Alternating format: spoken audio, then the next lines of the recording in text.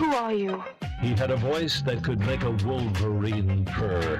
That's what I'm talking about, man. Wait a minute. I know you. Check out the name tag. You're in my world now, Grandma. I know that, dude. He's a modern-day Yoda.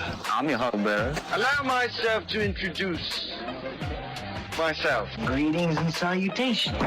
We came, we saw, we kicked its ass. You're excited. Feel these nipples. That boy is good. Mm-hmm. Good and terrible. Well, I have a microphone, and you don't. So you will listen to every damn word I have to say! This is the Mike Rutherford Show on the Big X. Sportos, motorheads, geek bloods, wastoids, dweebies, they all adore him. They think he's a righteous dude. The Mike Rutherford Show, presented by United Mechanical, your trusted partner for commercial and industrial HVAC, electrical, plumbing, and refrigeration. Call United Mechanical at 502-339-1133. Well, I'll stand up next to a mountain. I'll chop it down to the edge of my head. Wake up, wake up, wake up, 5:02. It is going down on a beautiful, I almost said Saturday. I did not say it, though. A beautiful Wednesday afternoon. This is the Mike Rutherford Show, and this is not Mike Rutherford that you're hearing. This is your boy, Rashawn Myers, coming to you live here from the palatial studios of WXBW 96.1 FM, 1450 AM. Big X Sports Radio. I get to sit in the captain's chair. Once again, Mike was nice enough to say, Rashawn, I believe in you. I believe you will not sink the ship if we let you run the Mike Rutherford Show. And I said, Mike, you know what? I can take this baton and run with it. So I am here once again, gracing your airwaves. Don't everybody switch the radio over at once. I promise I will try to keep it entertaining. And regardless of whether you do or you do not love, sports, there's something that will make you laugh guaranteed over the next 3 hours. And a lot of that's probably going to become because of the man in the producer's chair today, Trevor Kelsey, the one, the only, the myth, the legend. How are you doing, brother? I'm doing better now. Listen, I love Mike sometimes. I do nothing more than enjoy doing shows with Mike sometimes. But one of my favorite things when Rashawn joins us is, A, I'll have more appreciation for my pop culture references. Absolutely. And more importantly, and most importantly, B, I can let my 80s and 90s R&B flag fly. Oh, yes. Like, I can let it flow in the wind and not be mocked or ridiculed. I can play Janet Jackson and not get made fun of. I can go Lisa and not be teased. Maybe the second, maybe a little bit. But that's, yeah, either or. I can let it go and know there's appreciation from a man who's my age. I'm being nice because you are older than me.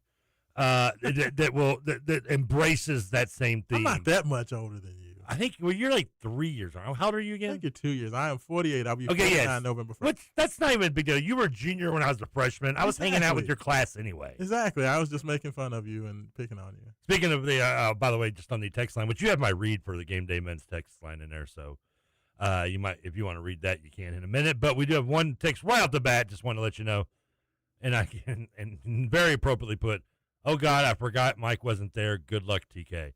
I don't know if he's meaning good luck to me or to you. You might need luck more than me right now. Obviously, he's talking about you because, like I said, hey, you know what? The Wake Up 502 style, the main event sports style, Trevor, isn't for everybody because I like to come in and I'm going to talk about people. I'm going to make fun of people. I'm going to ask inappropriate questions. That's just who I am. So, it's an acquired taste. Sounds like in my wheelhouse, personally. Absolutely, yes. So, and just by the way, I'm going to go ahead and read this right now. Gameday Men's Health is redefining men's wellness. No shortcuts, just results. Testosterone, peptides, weight loss, and sexual performance therapy. Visit GamedayMensHealth.com, defining a new era in men's health. Did you like that? How'd that sound?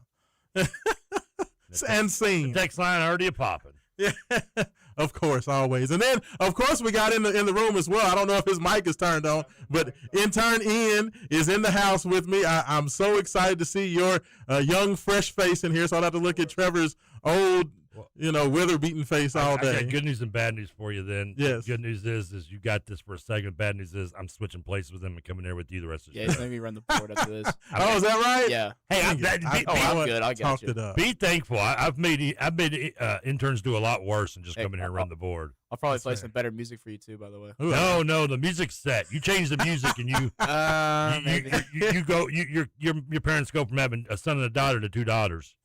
They've always had sons. I don't think we've ever had a daughter in our life. Well, they're gonna have one if you change the That's music. wild. What are you gonna give me? You gonna give me a sex change surgery? That's wild. Hey, just saying. I got a pair of scissors, buddy. I ain't afraid. Jeez. So you know what? Hey, there's so much that we're going to talk about. We're going to get into all types of sports. We got TBT, Game 3 showdown.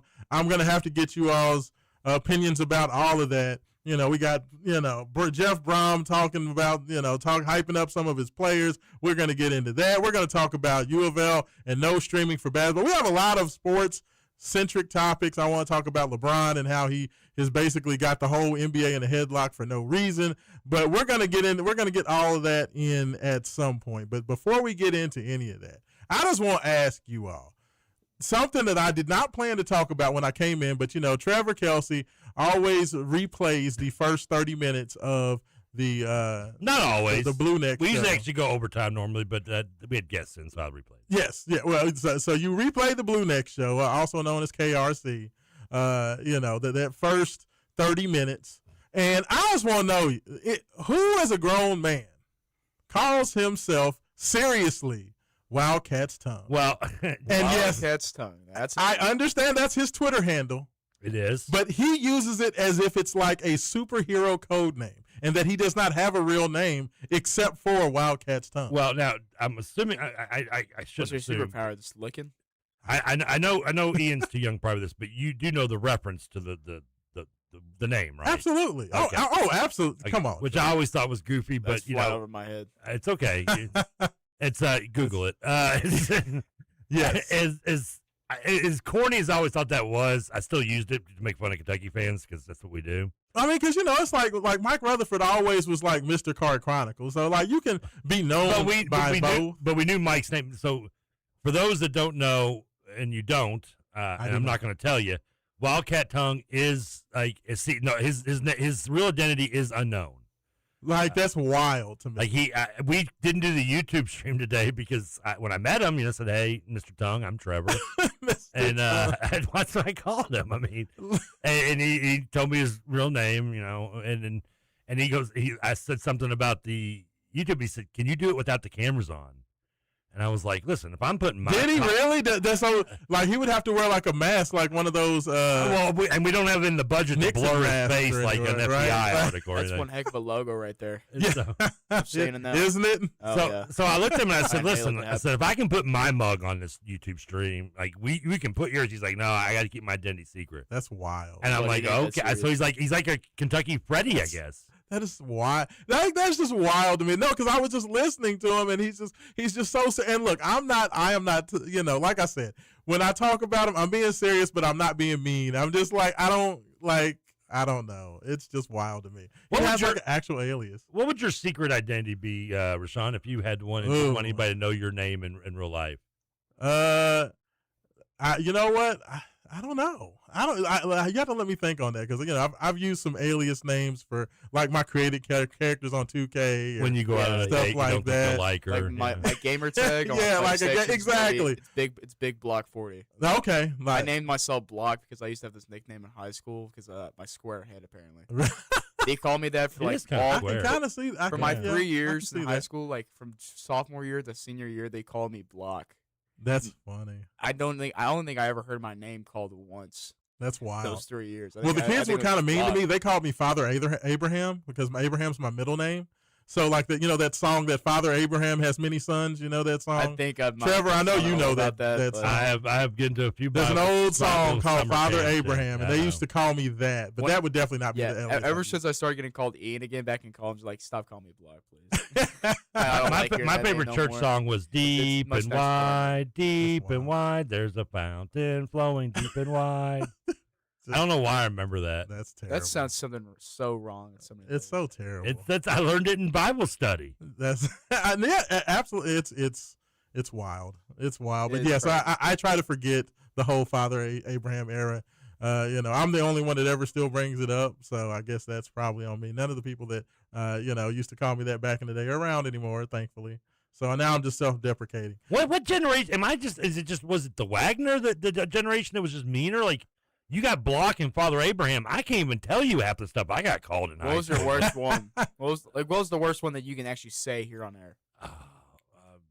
Ooh, that's a good question. I mean, most of it was involving weight, and then there's the gray. And then I had gray hair basically when I was 15 or 16. Did you ever hear the nickname Gorlock the Destroyer? I think the one that annoyed me. No, I'm not. I think the one that annoys me about, and this one might go over your head as well, but that's okay. Don't feel bad because it might even go over Rashawn's. Is I that might get this, who knows? So there wasn't a lot of Trevors really when I was younger. Yeah. Like, it was not it's become a much more common name than it was when I was younger. Yeah. And I knew like one other Trevor, but the only other Trevor I knew of was off a cartoon. It was called Trevor Noseworthy. And I think it was Richie Rich, maybe. I think it was. Oh, I know Richie Rich. And he was annoying, like, snobby character. Oh, in Richie Rich. So people would be like, "It's Trevor Noseworthy," and like do like British accents around me, and I'm like, I got a bologna sandwich and a high C for lunch. I mean, how am I anything compared to being rich? That's wild. Which that was actually, just telling. That's what I had for lunch today. I have a bologna sandwich and a high C. A bologna sandwich does sound pretty rich, you know. Do they sell high C's anymore? I wonder. No, high C's still there. I get that in my college every time. Do you have the Ecto coolers anymore? Rashawn knows that. Ecto coolers. I've heard about that, but I usually mix a high C and a Sprite together. It's a high C pink lemonade and a Sprite. That's how I usually go for my go-to drink from college. Really? You and me drink two That's different not things bad. in college. I'll tell you that much. Yeah. Well, I drink other stuff too, but we don't talk about stuff here on it. That's a children's show. It's a children-friendly show. We don't want to talk come on, about those things. The texter does want to verify. Thank goodness Rashawn is here. Don't be scared to keep Trevor in check. Good luck. Yeah, you know what? I'm more of a Trevor enabler than anything. Like, I do talk the sports, but I enjoy Trevor and his ridiculousness. It gets me in trouble, too, when he does it. It's fair. It's fair. Totally fair. So let me ask you guys. So, Obsession, which is, that movie. a huge craze. Also a good song in the 80s. Trevor, I want to know, because, Ian, I'm sure you've watched it. I watched that probably, let's say, two months ago, maybe. Okay, maybe so you saw it just when it like just a month about and a half ago, probably. Right soon after it dropped. Yeah, so it was pretty like 2 weeks after it dropped, I believe. Okay, Trevor, have you watched Obsession yet? It just dropped on Prime Video. Oh, really? No, it was on Peacock. Excuse me, it dropped on Peacock. Okay. Dropped on Peacock this past weekend. I have not. I have Peacock. Sadly, Okay. I have almost every streaming site. Look at me when you expect anything Don't worry, less. I'm the exact same here. You're But a movie guy. I am. Yeah. That being said, though, I have not watched it. Will I watch? I might give it a shot. It is not really in my. I'm not a big like. You're not a horror fan? No, guy? I'm not. What? I don't dislike it. It doesn't have any cheap jump scares, so you're not going to be like completely scared by that. It's like No. It's not even. It's not that the thing that scares me. It just doesn't move my needle, so to speak. Trust me, obsession will move your needle, Trevor. It will move your needle very far. There have been ones they're few and far between. I like The Ring for what it's worth. Yeah. Okay. There are, I guess, some. Not very many definitely not slash films I'm into, but Well, it is. The thing about Obsession, like, what would you compare it to? it is very. You know what? They go back. It's kind of old school because they kind of go with more of the psychological thriller, Okay. where it's more about the fear and dread of not knowing when something or what's going to happen. Like The Exorcist or like something like that. It's kind of that build of like there's crazy stuff happening and you never know when something wild is going to happen. So you just continually have this, when is something going to pop off? So it's like following Archie Goodwin on his TBT journey. Yeah. Your heart just starts Fair. sinking and sinking. Yes. It just keeps going deeper and deeper. It is very much an old school scary movie. It puts your heart in a chokehold. Because like back in the old days, they didn't have the CGI, they didn't have all the special effects. Like The Thing. So The Thing was great. Absolutely. So it was more about building that dread and that not knowing what's going to happen and just kind of building that anticipation. Absolutely. And that's what Obsession did. It's very much a retro style of horror movie. Excellent movie, Trev. You've got to watch. It's this guy's first movie too. That's the crazy part. Yeah. I mean, I love He it. did one heck of a job. He actually he used to make like comedy skits on TikTok and Instagram. Oh, really? His name's Clive Barker. If you go up to his like Instagram or Twitter, it's just a bunch of comedy Did you say skits. Clyde It's hilarious. Barker? Yeah. Clive Barker. Yeah, that's the director's Interesting. name. Clive Barker has been a director for like decades. No. Not the old. Not that one. Not Different the old. Barker. Not the old guy. I know who you're talking about. Yeah, though, his not the name's old guy. Curry Barker, by the way. Yeah, no, this guy's name's Clive Barker. The guy that just directed this Yes, movie? the guy that just directed this movie. Wikipedia has disagreed with you. They're saying his Wikipedia name says is Curry. Yes, Is it Curry? his My entire bad. page, and yeah, his bio is listed as Curry Barker. My bad. Didn't Well, spell that. it's very good. It's very. I enjoyed Clive it. Barker is the former. Indy Clive Neverett, which was the young lady who played kind of the primary character in the movies, did an excellent job. So I definitely give it my stamp of approval. Yeah. It's certified fresh on Rotten Tomatoes, and I would agree it's Absolutely. excellent. Here's the issue I do have a little bit with these horror movies is I feel like, and this may be old man in me, and it probably is, but like over the last few years, one, they've been more popular to make, and two, because of that, I feel the ratings for them have been way more lenient than they should be. Yeah. Like I don't want to use the word hyperbolic, but I feel I don't know, they seem to be overhyped. Well, in a way sometimes. This was not, and it's not just whatsoever. thriller movies. I think in general, I think a lot of movies get that unfortunate butt boost from people who just are like everything's new, it's awesome, yay, we love it. Well, I think Bingo that, keys in you front of can us. tell me. You can tell me if you agree with this, but Yeah. like for me, I don't know how many horror movies you watch, but for me, I don't watch much. They've done so much with with the Saws and all these other movies, Final Destination, where they try to gross you out with a lot of gore.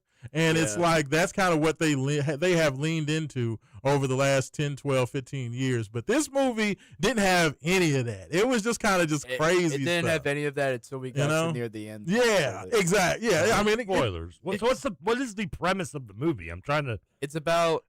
You know what? It's how can you go ahead describe it without giving anything? That's what I'm trying to find. It's a about this description. guy who sucks at like having any game. He has no ball whatsoever. Okay. And he wants to get this girl that he's been talking to from work for about probably months by this point, and she's about to quit her job. So he's trying to make some moves here, but he fails miserably. So he has this like one wish willow thing that's like apparently it can grant you any wish or whatever you want, and he says he wants this girl to have him love him more than anything in the world, and this girl just starts going crazy. So basically, Trevor, it's like it has a dark twist to it. So it's like Leprechaun. It's like Leprechaun. You remember how in Leprechaun? It's not. So is it one of those things where you make a wish and you get it, but it's always it's not what it's always messed up. Okay, that was a Brendan Fraser comedy. Except for the one where the guy gets $1 billion. It was also that was also the plot line of an Are You Afraid of the Dark, where they get the claw and they make the wish, and he's like, I wish my parents didn't catch us doing it, and it turns out the parents get in a car wreck so they don't get home type thing. Yeah. What was the Brendan Fraser comedy when I he did can't that? remember. I know exactly what you're talking about. Because the best part was when remember. he wishes to become an athlete, and he's this big, like 7-foot dude, and he takes off his towel, and they all start laughing at him. Like it's just one of those. So yes, it's under be that careful what you premise. wish for. Exactly. Okay. That's basically the premise of it. But they did a very good job with it. They did. That was amazing. It was very good. I'm not expecting anyone to reinvent the wheel when it comes to plots. I've learned that there's only like 4 or 5 really base plots you can work with. I mean, it's just what you do with those. It's kind of like when you make music. It's execution. What's the great line in Stars Born, where he says there's only 12 notes, just no matter how order you put them in is how great you are. That's fair. And that's a good movie. The only thing I had on 2 other movies I was going to ask about any anticipation for the Odyssey, which just came out. Either you all want to watch that, and Avengers Doomsday dropped their trailer. Is there any excitement around that? Odyssey, I haven't really felt anything about it. Okay. It's just something I don't really seem to care about for it. Okay, you're not a MCU. You're not a. I'm a big Marvel? MCU guy. Okay. The Avengers Doomsday, I'm definitely more Okay, excited but to the see. Odyssey, you're not. is just a no for me, to be honest. Okay. What about you, Trev? Odyssey, I'll probably maybe watch it on HBO or something when it comes out, or Yeah, I might whatever be streaming. the same thing. For 2 reasons. One, I'm not a Christopher Nolan guy, really. I know I've heard you talk about it. Yeah, I got nothing against. Listen, if you want to love him, be a huge fan of him. That's whatever. I love The Dark Knight, and I man. get that. Dark Knight sucked to me. I did not like it. Oppenheimer was boring. I mean, it was. He's pretentious and he's boring to me, and I'm just not a fan. Really? Again, you like him, that's fine. I love Quentin Tarantino. You probably hate him, maybe. I love early Kevin Smith stuff. Maybe you hate that. No, that makes sense. It each his own. So yeah, because I like guys with originality. But Nolan, yeah, Odyssey. I'll watch it, but I'm definitely not going to go. I'm not going to appreciate a movie that I have to see on big screen because of special effects, which Mm-hmm. tells me the plot and the storyline and the dialogue sucks. Like if you can't, I don't want to. Don't sell me a movie by saying you got to see on the big screen. It's like, well, no, because then I'll go watch a Michael Bay movie and watch American Fox run in slow motion. At least the source material is like an epic poem from. I'm familiar with the story. It's not anything original. Shout out to Homer, but and not Homer Simpson. Not Homer Simpson. I went and saw that movie in theaters. The Simpsons. What was the other film you asked me about? Oh, it was the Avengers Marvel. Doomsday. Yeah, I've never watched one Avenger movie. Really? Never. I've never seen one. Trevor, you are just. You call yourself a movie lover, but you've never watched the Avengers movie. I think I'm allowed to call myself a movie lover for not watching the Avengers. Actually. Like it's so interesting because there's so many things that we are simpatico on, and then there's some other things that we are completely diverse. There's just some takes I never get behind with you, Trevor. I'm in a Rubik's cube. What can I say? You're an onion, man. I am an onion. I have layers. I'm a German chocolate cake. I have layers. Sometimes sweet, sometimes not. You get eaten by a little fat kid. Yeah, hey. That is wild. But Rashawn, to be fair, I know your taste, and you are a big comic book and sci-fi kind of guy. So yes. When you're going to recommend something, I know to take I wouldn't say meanly take it with a grain of salt, but know that you're going to probably appreciate it a lot more than maybe me. In the same way that I, who love rom-coms and comedy in general, may suggest and like a sophomoric, comedy movie. You don't say. Like I don't know, Shallow Hal? Yeah. Shallow Hal. More than the next one. I knew it was coming. For some reason, I have a CD of that in my. We used to have a CD of that in my car. That would be kind of more. And there's other movies I could name that are probably under the radar for sophomore comedies, but. Anything with Sacha Baron Cohen in it. Well, that's not actually I'm not a big fan of his. I love The Proposal. He's a little lazy comedy movie. But yeah, I do. I lean towards dialogue as well. I mean, and I like drama and stuff like that. And I don't mind a thriller. The Accession one, maybe I will. You said it's on Prime, right? It's very good. It's on Peacock. Peacock, okay. Because I just did watch Project Hail Mary on Prime. I'm pretty sure Project Hail Mary was really good. I enjoyed it. Backrooms is going on Prime.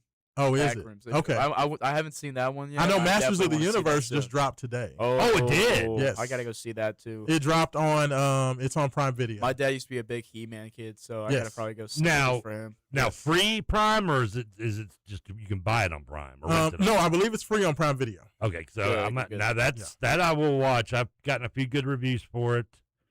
Now, first of all, though, Rashawn, did you enjoy the original Masters of the Universe live action? I love Dolph Lundgren, but first of all, there was no Orko, and because there was no Orko, I just basically blasphemed the whole movie because you can't have He-Man without Orko. He's a central character from the cartoon. Well, you can't do. They had on CG in 1980. I know. I think maybe 88. I know, but still, they just had that little weird little troll-looking dude that. I forgot about the troll. You did the music. Yeah, they did the little music. Yeah, but was that supposed to be Orko? I don't know. That was supposed to. I guess the Orko replacement. Yes, so whoever that little guy was. But I mean, it was okay, but it just was not He-Man. It was some movie where they brought in a bunch of the characters' name, in name only. It was ridiculous. Let me ask this because again, I think. You may have seen all three of these, especially the original He-Man, in movie theaters at the time. Yes. I saw 2 of these 3 movies in theaters. What would you rank them in order from best to first? Okay. The originals, Masters of the Universe, 80s version. Okay. Cartoon Transformers movie. Ooh. G.I. Joe cartoon movie. Ooh. Which I don't know if you know this. Fun fact: the G.I. Joe came out. Transformers came out first. Yes. And I don't know if I'm allowed to do a spoiler for a you 35 years old. I feel like Optimus Prime, cover your ears, Ian. Yeah, Optimus Prime dies. Very negatively reviewed. Yes. And as a result of that, G.I. Joe they decided not to kill off Duke. Yes. And they had to change the whole plot, which that's just kind of a fun fact. I'm sure you. I knew that. Yes. No. So, rank those for me, and then I want you after that. I think I saw that. To also rank the reboots, i.e., G.I. Joe live action, Transformers reaction. I like the live action G.I. Joe. And then I guess we can't do the new Masters. The new Masters. But do the original for me. What about the newest animated Transformers movie, Transformers? We don't watch that. That Transformers one was amazing. Transformers, yes, the new one where they talked about the origin of that one got ruined Megatron so badly. and Ian, we're talking about the 80s. It was very man. good. It was very good. Text your dad. So bad. So all right, so my ranking of the original three, I'm gonna definitely go Transformers number one. It ruined my childhood. I cried uncontrollably in the movie theater. Now, is that primarily because of Stan Bush's soundtrack? I mean, you got the touch. You know what I'm saying? Like, there's so many things. I can still repeat that whole movie. Wow. Live. Like, it's my favorite childhood memory / worst childhood memory because my mother. You love that movie that much? I loved Transformers. Okay. Wow. Yeah, loved it. I'd say Transformers 1, I guess, yeah, I'd go G.I. Joe, the movie, 2, because I liked what they did with Cobra Commander in there, and then Masters of the Universe 3 because there was no Orko, so I cannot rank you above 3. Now, what would you rank amongst the live-action reboots, the G.I. Joe and the Transformers? I love Transformers. It's definitely number one. Okay. And G.I. Joe did drop the ball, didn't they? Yeah. G.I. Joe, I was not. Now, the one that they did that had Bruce Willis in it was really good. Was that the second one? Yes, it was like G.I. Joe Reloaded or. Yeah, it had The Rock in it. Yes. It's been so it was really good. G.I. Joe. That one was really good. You can play Fast and Loose with the word really, but okay. It was good. It was solid. I'll say it was solid. It was much better than the first remake of G.I. or the first live action remake. Before we hit this first break, Texter wants to know, Ian, what is your frat's hooch recipe? You say what? Can you say it again? What is the frat's hooch recipe? A frat's hooch recipe. Yes. I don't even know what hooch is. Well, I was going to say, what did they? If somewhere in there was like liquor and roofies. So I was going to say that they take the giant emptied out watermelon, like jungle juice. Yes, pretty exactly, much, basically. And put all their people fruit. Call it, crap ton of monsters, orange juice, I think. A bunch of vodka. I can't remember. I didn't. Texters, you're aiding to the delinquency of all these minors listening. The answer what he meant to say was none because he's not 21. Texas. Exactly. Yeah. Exactly. Yes, this is a family-friendly show. I just saw a 21-year-old make it. I didn't drink it myself. Yeah, that's right. There you go. Hey, and with that, we are up against the top of the hour break. Let's go ahead, hit this first break. This is the Mike Rutherford Show. Rashawn Myers sitting in with Trevor and interning, and we'll be back with more of the Mike Rutherford Show.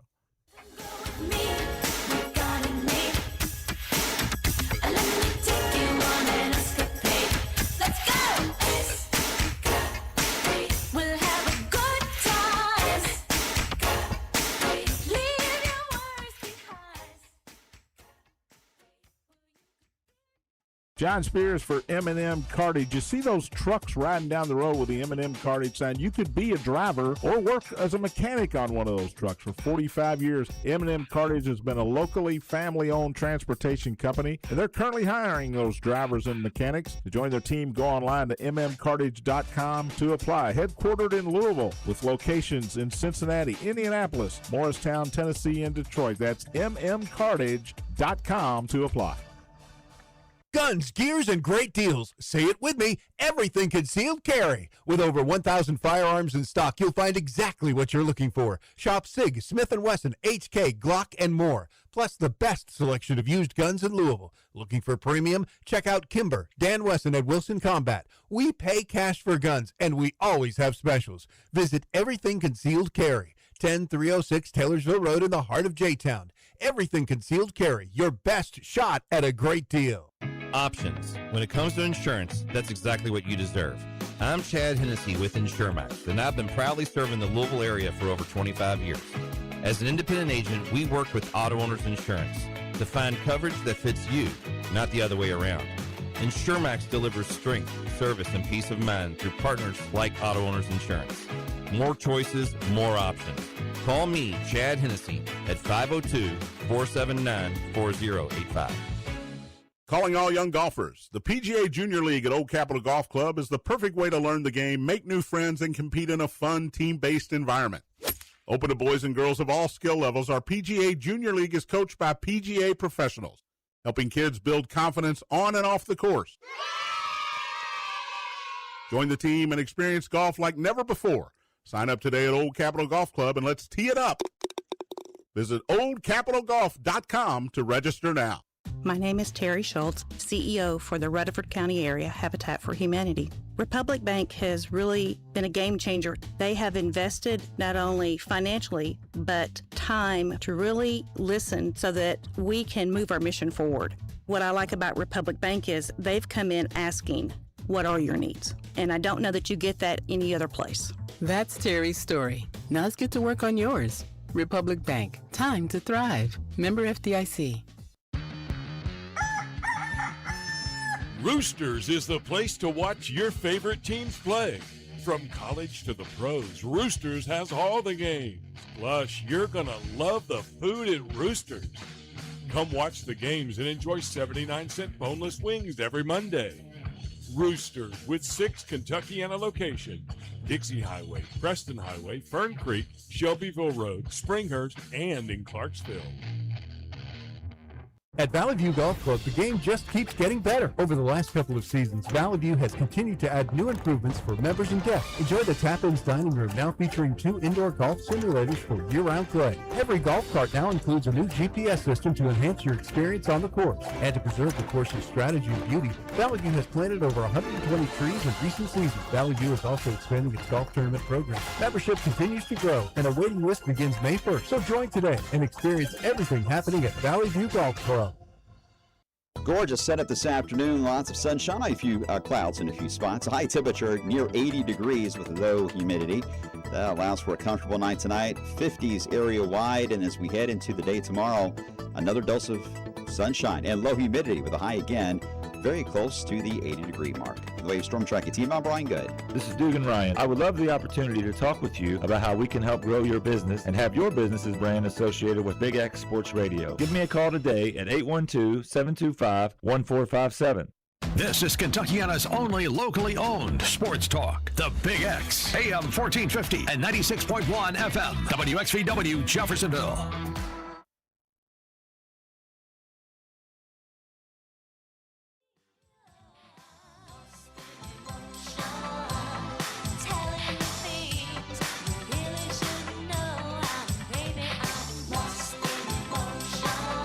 And welcome back into the Mike Rutherford Show. Rashawn Myers, Trevor Kelsey, and intern Ian now in the captain's chair over there producing the heck out of this show. Ian, good luck in there. Don't, just as long as you don't Ian, push any buttons, you'll be good. Well, Ian, you have access to the text line, by the way. I do. Ah, yes. So when we don't need to go to it right now. The power's in my hands now. I know it's. I can skip messages if it's about me if I want to. That's a scary thought.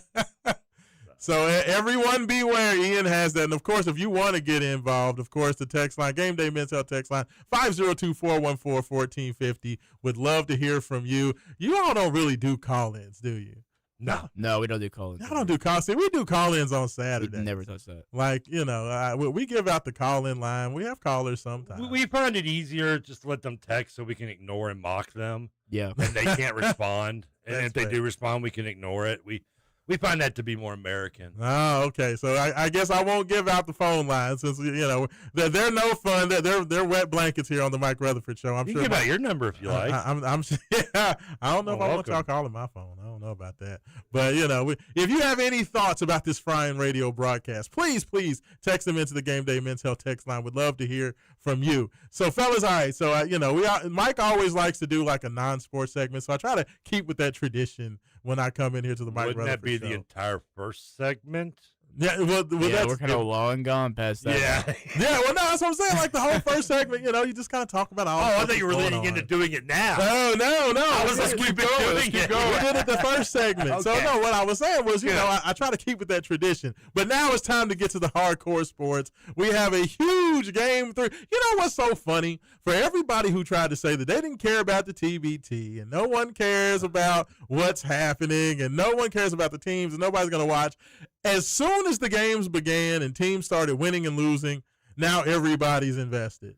I will say, to be fair, to be honest, we talked about this a lot last week. Now, a little bit, the TBT timing of the fact that there was literally no other sports going on last week, pretty much. Yes. Sort of. I mean, the World Cup was wrapping up, but no one really cares about that. To a degree. I know you don't. Or maybe I don't care. No, you don't care. Yeah, a lick. I know that. I'm fully aware. That's okay, though. And then you had baseball, the All-Star game, which literally no one did I had care no about. idea that the All-Star game even happened. That was wild. Like when they said that, I was like, the All-Star game already happened? So we did talk a little, maybe more TBT. Then you know what? It's okay. It got extra love, which sometimes it deserves, and hopefully it did. And I told Mike, like, I'm not into it. Like, I will talk about it. I don't mind talking about it, trying to break it down. But honestly, to my core, like, yeah, I'm not really excited. It doesn't really. I'll watch it if it comes on. Now, that said, and I told him this on Monday, like, so Saturday comes around, and I'm like, I get up. Like, I woke up for a noon game. All right, I thought you were going to say you woke up to listen to Wake Up 502. Well, I did do a little bit of that. Well, I don't actually listen. I just stream and watch you. If you told me you were up at 9 a.m. on a Saturday morning, I would call you a liar. I don't know. I don't know if this is a compliment or not, but I actually watch it on mute so I can just look at you and the video stream. I don't know how creepy that is. Like he's asking me to switch back with Ian now. He's like, Ian. Like, oh, good Lord. No wonder you came in here. But I got up, and you know me. Getting up at noon is like, asking an 80-year-old man to get up. And I don't do it very often, but I woke up like 11:30, honestly. And I kind of got like pumped into it. And even though, Louisville wasn't playing well, it wasn't the prettiest of basketball. And Louisville would end up losing. And I do hate the Elon stuff. Yes. But I kind of got into it. I felt like I'm kind of like I want to watch Monday night now. I don't know if it's because I have zero World Cup now. It's that red versus blue, brother. It is. That red versus blue is on a basketball You court. are not that serious. You are not wrong. If this was Louisville versus Bayheim or the Wichita Shockers or any, even if it was like Moorhead or Murray or I would have watched it for Wichita. I hate Wichita. Well, maybe we beat them, so it's okay. Still Wichita State. I wouldn't get into it. Like I'm in it to it based on just red versus blue. Like that, and let's be honest, the Kentucky one has been like a Days of Our Lives soap opera. Oh, it's been hilarious. That's my grandma's favorite show. She loves Days of Our Lives. Shout out to Grandma Mitchell. Shout out to Grammy Mimi, man. Mimi, we love you.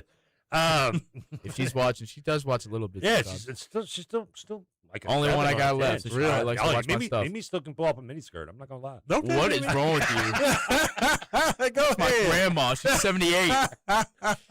Going on 62 to me, baby. Jeez, Trevor. Anyway, I might have to cut off your mic right now. I have the power for that. So I am excited. I am a little excited for tonight.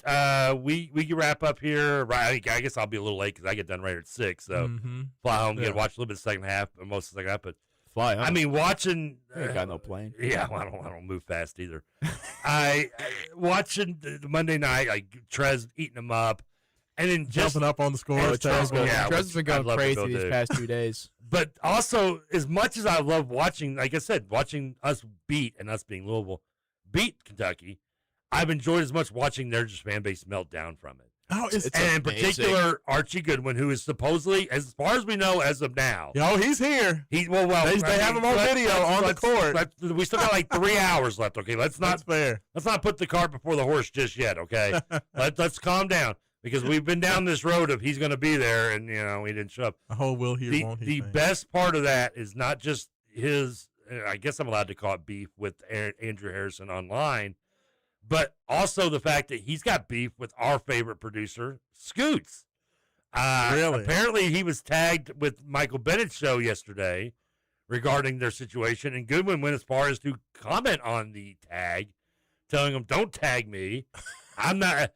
So, if anything comes from this other than just Louisville beating Kentucky in something, which is always a joy. Goodwin's been a little sour boy. If we can get, if we can get Goodwin versus Scoots and Bennett in like a celebrity death match type thing, like a handicap match, that would be that's pay-per-view worthy if you ask me. If they both fight in wheelchairs, my money's on Scoots. No, watch out for Absolutely. Scoots. He might be short, but he's stocky. He Maybe a nice little guy, but he's probably like a wild animal. underneath. You get him down. Like Wolverine. You let him get like the upper level. He'll come at you down like a bowling ball. He's got secret adamantium claws with his claw in them. That's He wild. does. But see, but like so. This So is my Rashawn, thing. where have you been at? Because I follow you on Twitter. I mean, I have not followed you, Rashawn. I don't and you have just you. followed me back finally. I'm not going to bring that up.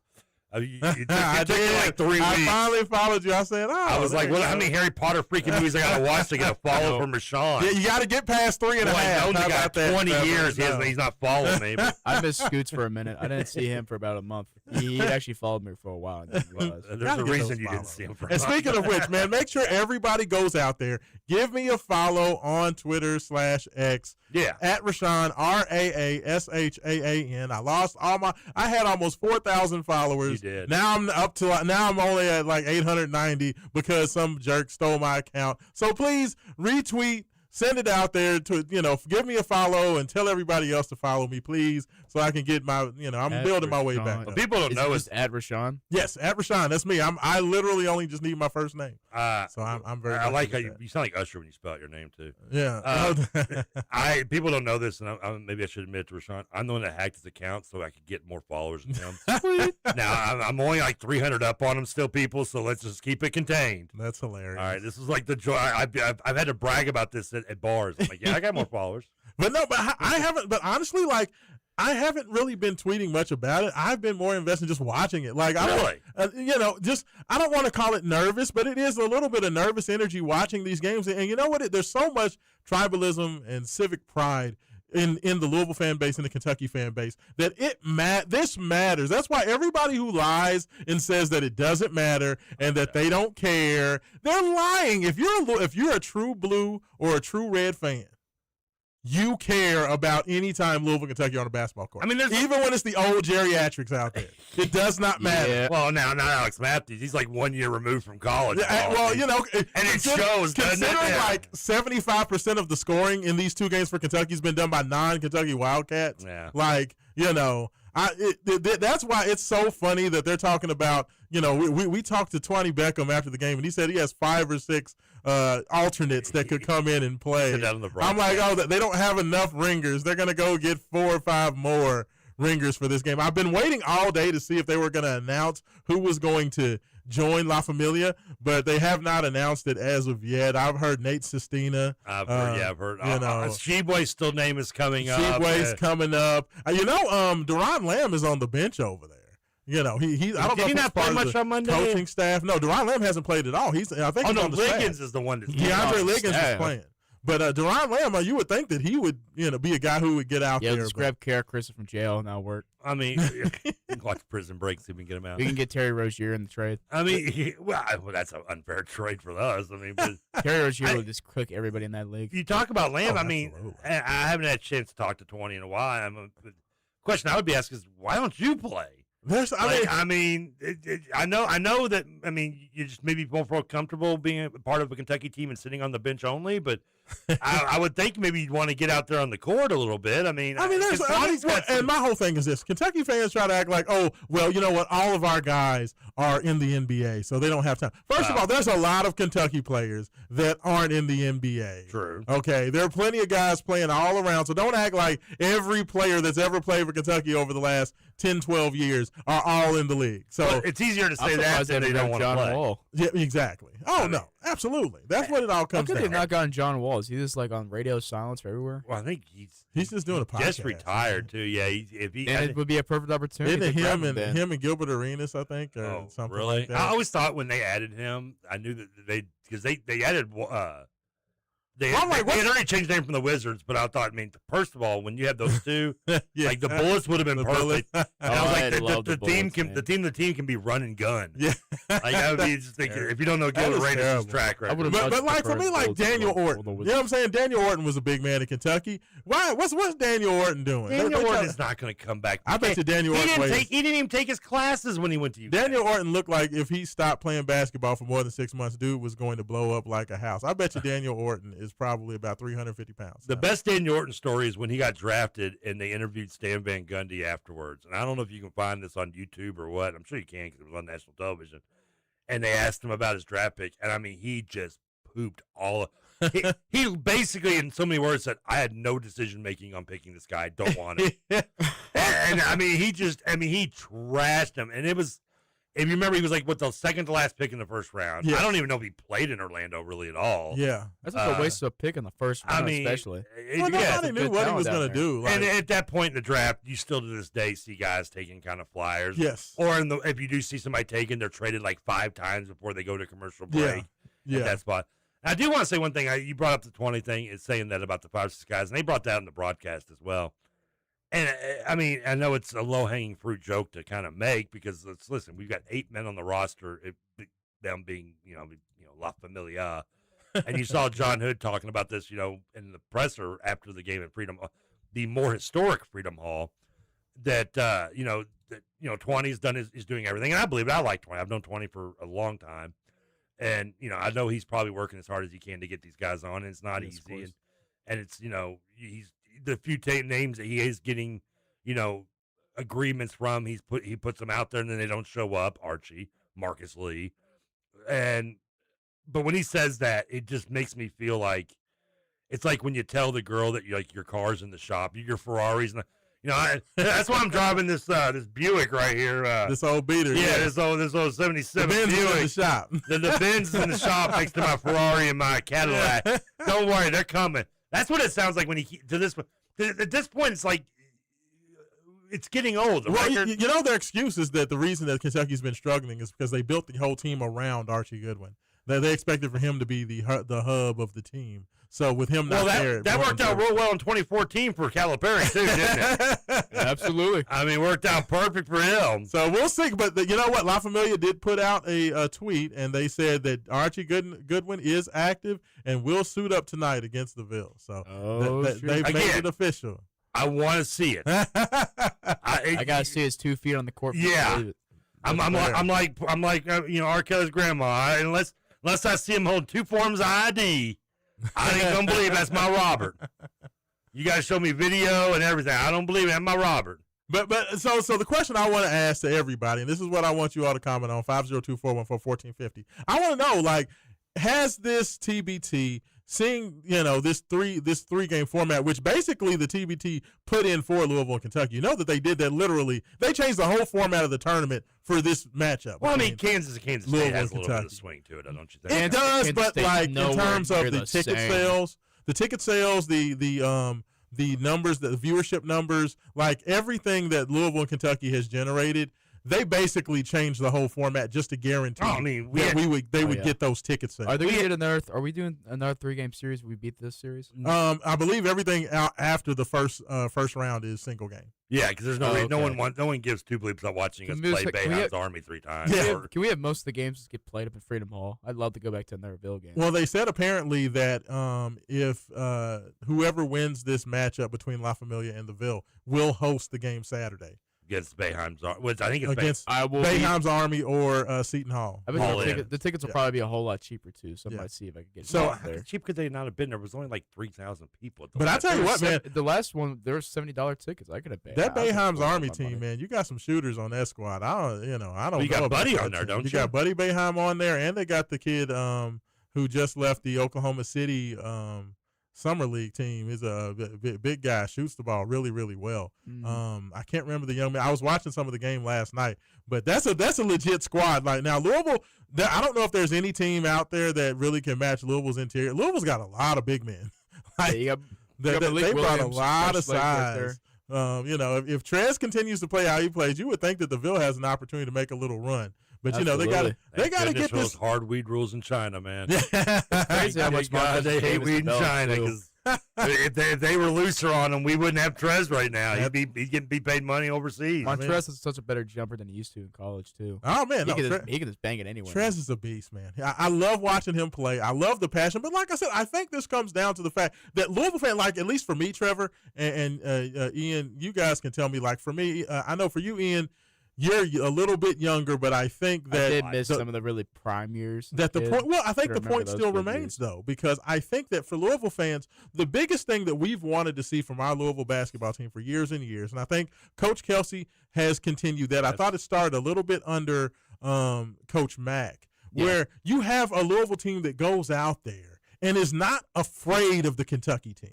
A team that's going to go out there, doesn't give a crap who is on that other sideline, does not care who's out there on the court, whoever it is, you're going to get your head beat in. And like I said, the issue with Chris Mack was more the fact that Louisville just didn't have the talent overall. Kentucky still had a big talent advantage. I think the 2020 team was a little equally talented. Yeah, they lost in overtime, and we never got to have a tournament. But it was a little closer. But I do think that PK's done a job. PK has built that lack of fearlessness, and it's basically you want to see a team that goes out there and is not afraid, does not care that it's Kentucky, and you can get your butt kicked just like anybody else. And I think that's one of the things that people have really enjoyed about watching TBT is that there's a fearlessness out there. It's like, we don't care who you are. You're going to get dunked on. You're going to get shoved around. We're going to bully you. We're going to knock you down. And that was one of the things that, for all the great things that Rick Pitino brought to Louisville, the one thing that we always saw time and time again is that a Louisville team that looked tight or afraid or skittish or sheepish against Kentucky. Yeah. And Kentucky just was able to come in there and punk us. And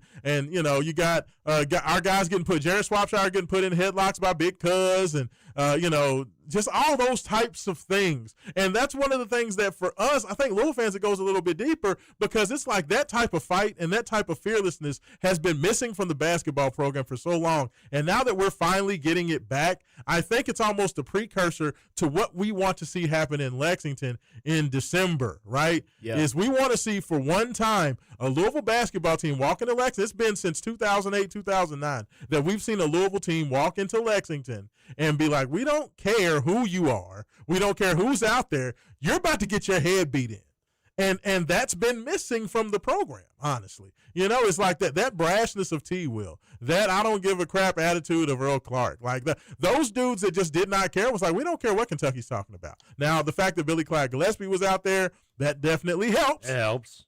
But like that type of fearlessness is something that we have hungered for, and if the Louisville fans, if almost on Monday night, it felt like that was much more than just the TBT. Does that make sense? Yes. Like we've been waiting for Louisville basketball to do that in Kentucky for a long time. They have Billy G kind of 2.0 right now and Mark Pope. So I don't know. Which I love and appreciate. Extend Pope. And I would like to give him 5 years. Please extend him. I'd like to think that Kenny Payne's teams weren't afraid of anybody, but the problem was absolutely not. They also didn't care and no one was afraid of them. Yeah. So that there was a little bit of issue with that. If that was not, I don't know if I would go as far as say I wouldn't use the word afraid during the Pitino era versus Calipari. Just tight. But tight is a word. I think that's a better description. Very tight. Very tight. But that's also kind of it's a precursor of the fan base too. It's kind of how they are. We are the same way as the Louisville fan base. Listen, we're not going to call ourselves a little brother or anything, but the most unfortunate. But we do feel like we're constantly climbing up that hill to prove ourselves. Well, I think that it's this, right? Is that under Denny Crum was never afraid of the University of Kentucky. When Kentucky started, Pitino, because Pitino owned them. Well, I was going to say that it wasn't necessarily about a fear factor. It was about the fact that honestly, after about '92, the talent differential between Louisville and Kentucky was humongous. But between Crum, once Wade Houston left for Tennessee, the talent that just combined with the drop. lack of teaching the 3-point line by that as well. Denny and John Thompson, two coaches, hesitation to adjust. It. Hesitation to adjust to the 3-point line, and just the fact that Louisville just did not have as much talent as Rick Pitino started to bring in. The Wade really took that over. But when Pitino took over, Pitino always had a funny thing about Kentucky. He always did, and we knew it, and it was one of those things that unfortunately just it popped up time and time again where Rick just was not ready. He did not like playing the game, and he prepared that team like a guy who did not want to play the game, and it always worked against him. And it's like we've finally gotten that Rick Pitino virus out of our bodies, right? And I'm not. It's not negative to Rick. But that virus of being afraid of Kentucky, thinking Kentucky is bigger. Kentucky is just a basketball team. And they've almost been like the boogeyman, compared for Louisville basketball. They've always been that thing under the bed, he who shall not be named. We've given Kentucky so much power over the years, the fear factor of Kentucky basketball, that they own us, that, it's been the issue. And it felt like that fearlessness that was out there was something that for Louisville fans, I do think it goes deeper. And you guys can tell me on the Gameday Men's Health text line if you believe that, like that fear factor, that psychological advantage, we've been waiting for that to go away. And it feels like they gave us a little bit of that on Monday night, and we want to see that carry over to Pat Kelsey and what Louisville basketball does this year. Like, Louisville has not won in Lexington since 08. Since 08. Oh, I know. Peak reminds me on a daily basis. It's ridiculous. He'll text me just randomly. I'm in the bathroom. I get a text. I'm like, what's Peak won? You haven't won since 08. I'm like, come on, dude. I mean, we're going on 20 years, Trev. It's 2026. Hey, they still are just so pissed off that tries to hit that turnaround jumper. Ian, how old were you the last time we won in Lexington? 2008. I was 1. He was 1. Intern Ian was 1. I was born in 2007, so I was like a 1-year-old baby. That's at that wild. Ian wasn't even eating solid food yet. I remember. I think the last win I saw before the win we had last year was probably 2016. Was Crumbs with Chinu and Owaku? Am I blanking? I loved Onawaku. I love anybody shoots granny free throws is good. Okay. Oh, I love Onawaku so much. I miss his free throws. In my brain farting was the Samaki triple double game Crumbs' only victory over Patino. No. Of course not. 83, the original Dream. No, over Patino. Oh, over Patino. No, I know 83 in Knoxville. That was Tubby. That was the second championship. No, that was 94 was the Samaki Walker triple double. That was Dwan Weed. Oh, 95. It was. Well, oh yeah, you're right. I'm sorry. Yes, that was over. It was New Year's Day. Yeah, I'm sorry. Yes, the Samaki Walker game. Because that same night was the same night that was Nebraska won their first national title over Miami. Yes, by beating them in the Orange Bowl. Was that Crumbs only win over Patino? No, they also won in 92. It was 90, 91, 92, something like that. Was it? They also won. You have to look that because they've only beaten Kentucky since the rivalry began back. I think they've only won 7 times. Jeez. From 83. I mean, Patino would be 89. But did we win it? We had to beat him. Did we beat him Patino's first year? He went 14-14. I believe so. 89. I want to say it was like 89, 92, 95. 92 when I'm drawing a blank on because I didn't think we ever beat him in the 90s other than that Samaki Walker. Maybe not. You might be right about that. I remember it was 92 or 93 when we had the maybe it was 94. No, it was not 93. But I was listening to one of those. When Mashburn just yes, he did to Frozier what Snyder did to Bam. Yeah. He did. Yeah. He put him on ice. But I'm pretty sure that Dwayne Morton and them beat them once. I'm pretty sure that Dwayne Morton. Really, couldn't beat Western. Minor. Yeah. I was at that game. Alumni. So I mean, but it's been one of those things where it's always been like, to me, Denny. I understood it with Denny because it was a lack of talent, but Patino really hamstrung Louisville in that rivalry over the time that he was there because his inability to prepare for that game. And it just feels like Louisville fans are just tired of that. We're tired of, we were tired of having a coach and a coaching staff that was afraid of Kentucky. Like, that's not Louisville. Louisville's all about pride. Louisville's all about working hard. Louisville's all about not caring who you are. We've been one of the greatest teams in college basketball over the history of the sport, except for Kentucky. And it's just, we're tired of it. And I really and truly believe that frustration still comes out. So when we see a red team go out there against a blue team and put a whooping on them, it's almost cathartic. It's just like, people are like, oh my God, like, I've been waiting for this all my life. And it was just very interesting for me because I talked to a lot of Louisville fans about that game, and they're so excited. Like, they want to watch this game tonight. They you would think that this was the official Louisville basketball team going out there against Kentucky. And everybody wants to see this win. It's wild. Just like I said, that's the only reason I'm even getting into the because I don't. And by the way, 89 and 95 were his only wins against Patino. 89, so 95. First okay, and that Smokey Walker. So it was 89. Yeah. I thought. Patino went 14-14. I was like, he had to have lost to us. I would think. Yeah. I would hope. But then again, who knows? Yeah, and that's why I said, like, if it was, if Louisville wins, and when after Ollie hits the second free throw, and you will hit the second free throw, Ollie. After Louisville wins tonight, they won in 88 and 89. Okay, yeah, they went back to back. Well, but that 88 was still Sutton, I believe, right? Yes. Okay, so that was it. That's but again, Patino was. Yeah, Patino. Yes, correct. And that was a good Sutton team. If they hadn't got caught paying all those guys, that could have been a loaded squad. Yeah. Or, certain players weren't stealing other players' necklaces and trying to pawn them. Shout out Chris Mills. Yeah. Well, Chris Mills was FedEx. Yeah. John Kemp stole Sean Sutton's necklace. Supposedly. That's the rumor. Yes. So when Louisville does advance in this tournament, and they will, I don't know when they play against the winner of the Syracuse Seton Hall game. It'd be Saturday. Okay, I should have led with this. I don't care when they play against Syracuse and Seton Hall winner. I'm sure I will check it out because we do sports radio. I'm kind of hamstrung to follow it and see what Louisville does a little bit. Yeah. If I wasn't doing this, doing kind of radio I probably would not watch a second of the second round. Absolutely. No, but that's how little I care about It's all TV. about the red versus blue, but even TBT understands that it's all about the red versus blue. Yeah, and I imagine understand they want desperately for Louisville or Kentucky, whoever wins, again, it will be Louisville, to play against probably Kansas. I assume that's what they want in their finals.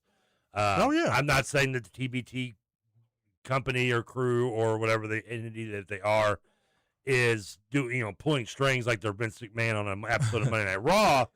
They know where the money is made. It's more like boxing, they're telling you which way we want you to lead, even though we can't exactly tell you how to do it. 100%. Well, I know we're up against it. We're past the time for a break. I know Mike Rutherford would be spinning like pea soup shooting out at this point. Ian, what are you doing in there, man? Come on. I'm letting you guys talk. You guys have some fun. Come on. Hang out, man. You are listening to the Mike Rutherford Show. Rashawn Myers, Trevor Kelsey, intern Ian. We'll be back with more of the Mike Rutherford Show on the Big X.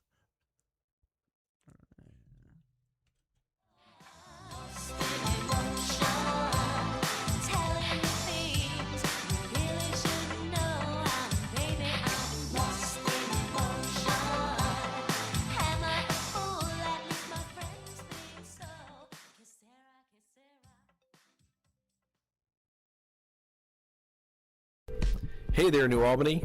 This is Mayor Jeff Gahan. It's another year here in our River City, and what better time to show your support for our high school's athletic programs.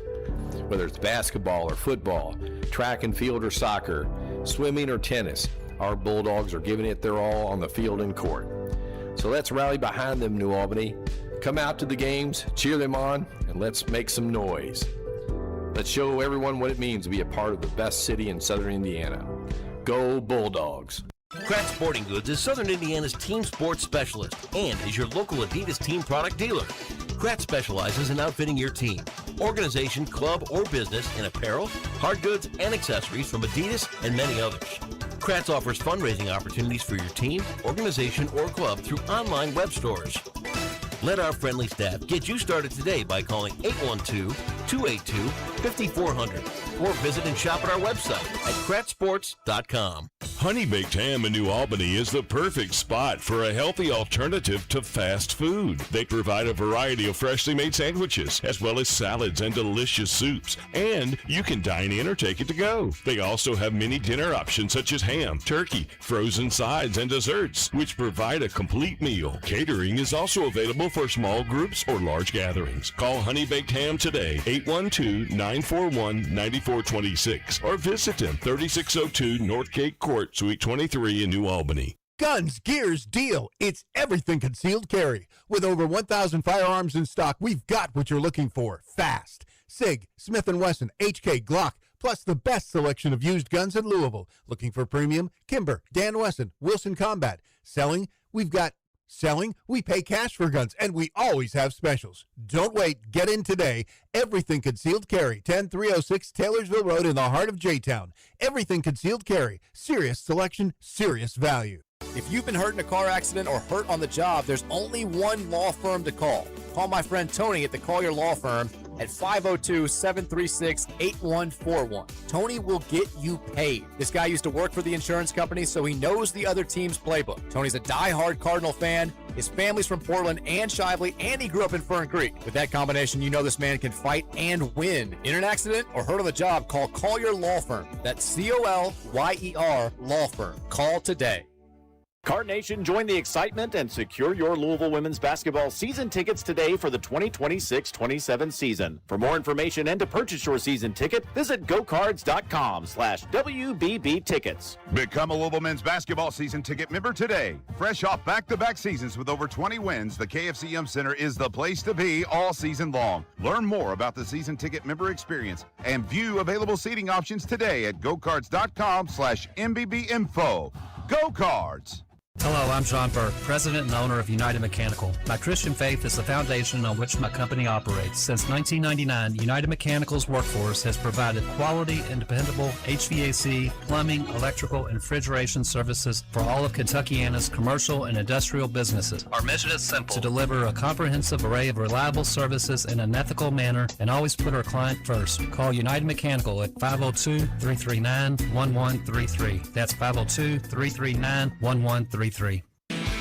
Defining a new era in men's health, Gameday Men's Health delivers real results. No shortcuts. From testosterone replacement, weight loss, to peptides, vitamins, and sexual performance therapy, they will have you covered.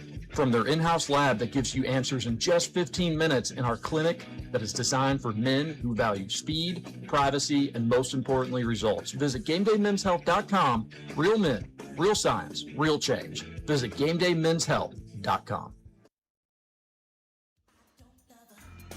Try to tell myself, but you can see it in my eyes. Another classic. Welcome back into the Mike Rutherford Show. Rashawn Myers, Trevor Kelsey, interning and taking care of you on a beautiful Wednesday afternoon, July 22nd, 2026. Mike always gives you that timestamp at the beginning. So that's one of the things I really enjoy that he does, because it kind of gives you that. I know, because sometimes it comes on late, and he's like, it just points out Trevor was trying to sneak in a cigarette break between shows. He'll be like, 2:34. I'm like, shut up, Mike. That's hilarious. That's supposed to be 2:32. It's like, yeah, well, you know. Smoke time, buddy. We are chatting all things TBT, counting you down to tip off. 6 p.m. FS1. Cardinals, Cats, La Familia, the Ville. Showdown for it all back in the historic Memorial Coliseum. It's Less going historic. down. Less historic? Yeah, I heard you it's less historic, and Freedom Hall is more historic. Oh, absolutely. Is there really any debate there? I mean, we've had, 5 Final Fours? Yes. Final Fours. I never watched a game there, until TBT, but before that, I never watched a single game of Louisville basketball at Freedom Hall. Really? It's okay. That's okay. Yum Center because 2010. I was only 3 when we just came into the two when moved Yum Center was Yeah, built. that's wild. sad, man. I wish I could have seen it. Freedom Hall, 5 Final Fours. My dad would tell me about 3 WWE pay-per-views. He was multiple, 4A events.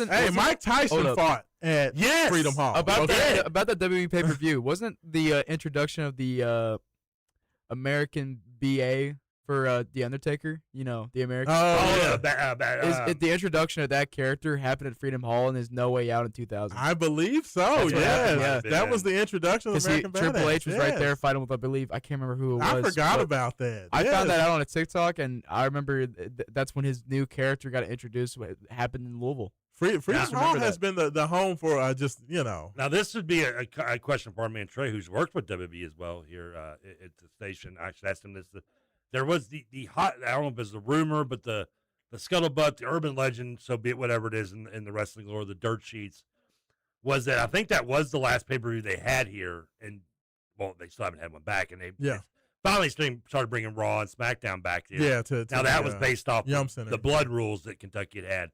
Oh, really? Okay. Because you have to automatically stop a show or something, and now they don't obviously do any cutting or anything in wrestling, WWE at least anymore. Oh, yeah, there is but sometimes stuff happens. That's why I wonder when they put those in, because I for sure went to some of them USWA down there at Louisville Gardens. Well, that might be a different horse of a different color. I've seen some wild fights down there on a Tuesday night, Trevor. That's UFC, the 90s. And it's been UFC and MMA, so I don't know. The talk was, or the legend was in 2000, that pay-per-view, the main event was, I think it was Rock and Triple H, if I'm not mistaken. Okay, yes. And Rock and Triple H particularly, much in the line of Randy Savage, was very detail-oriented in his matches. Yes. And would go through to the point where he'd make people go through the match themselves. and it was somebody videotaped it at Freedom Hall, an employee, and leaked it. Oh, really? At a time when kayfabe was already somewhat out the door, but oh wow! And the dirt sheets urban legend is that one of the reasons why WWE had never came back to Louisville for a main show or big show, and still actually not, was because Vince was so furious of that.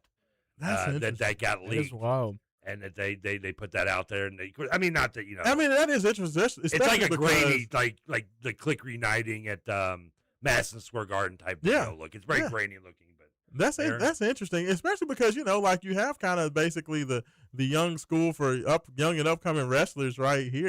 They kind of come through here. This is like Ohio Valley was still connected with Ohio Valley. Is still that they so many of the wrestlers come through. On their way to stardom through here. So that's interesting. And they cut ties with WWE. I want to say in 2000, around Ian's birthday, 2008, 2009. Yeah. Is when it switched to, they switched to what they called Florida Championship Wrestling, which is now NXT. Yeah. Yeah, FCW. I actually went to an OVW match a few times. I like OVW. I love OVW. Shout out to Al Snow. I went to OVW, I think, probably twice or three times when I was, I'd say, about 10 or 11. I went to a show last year.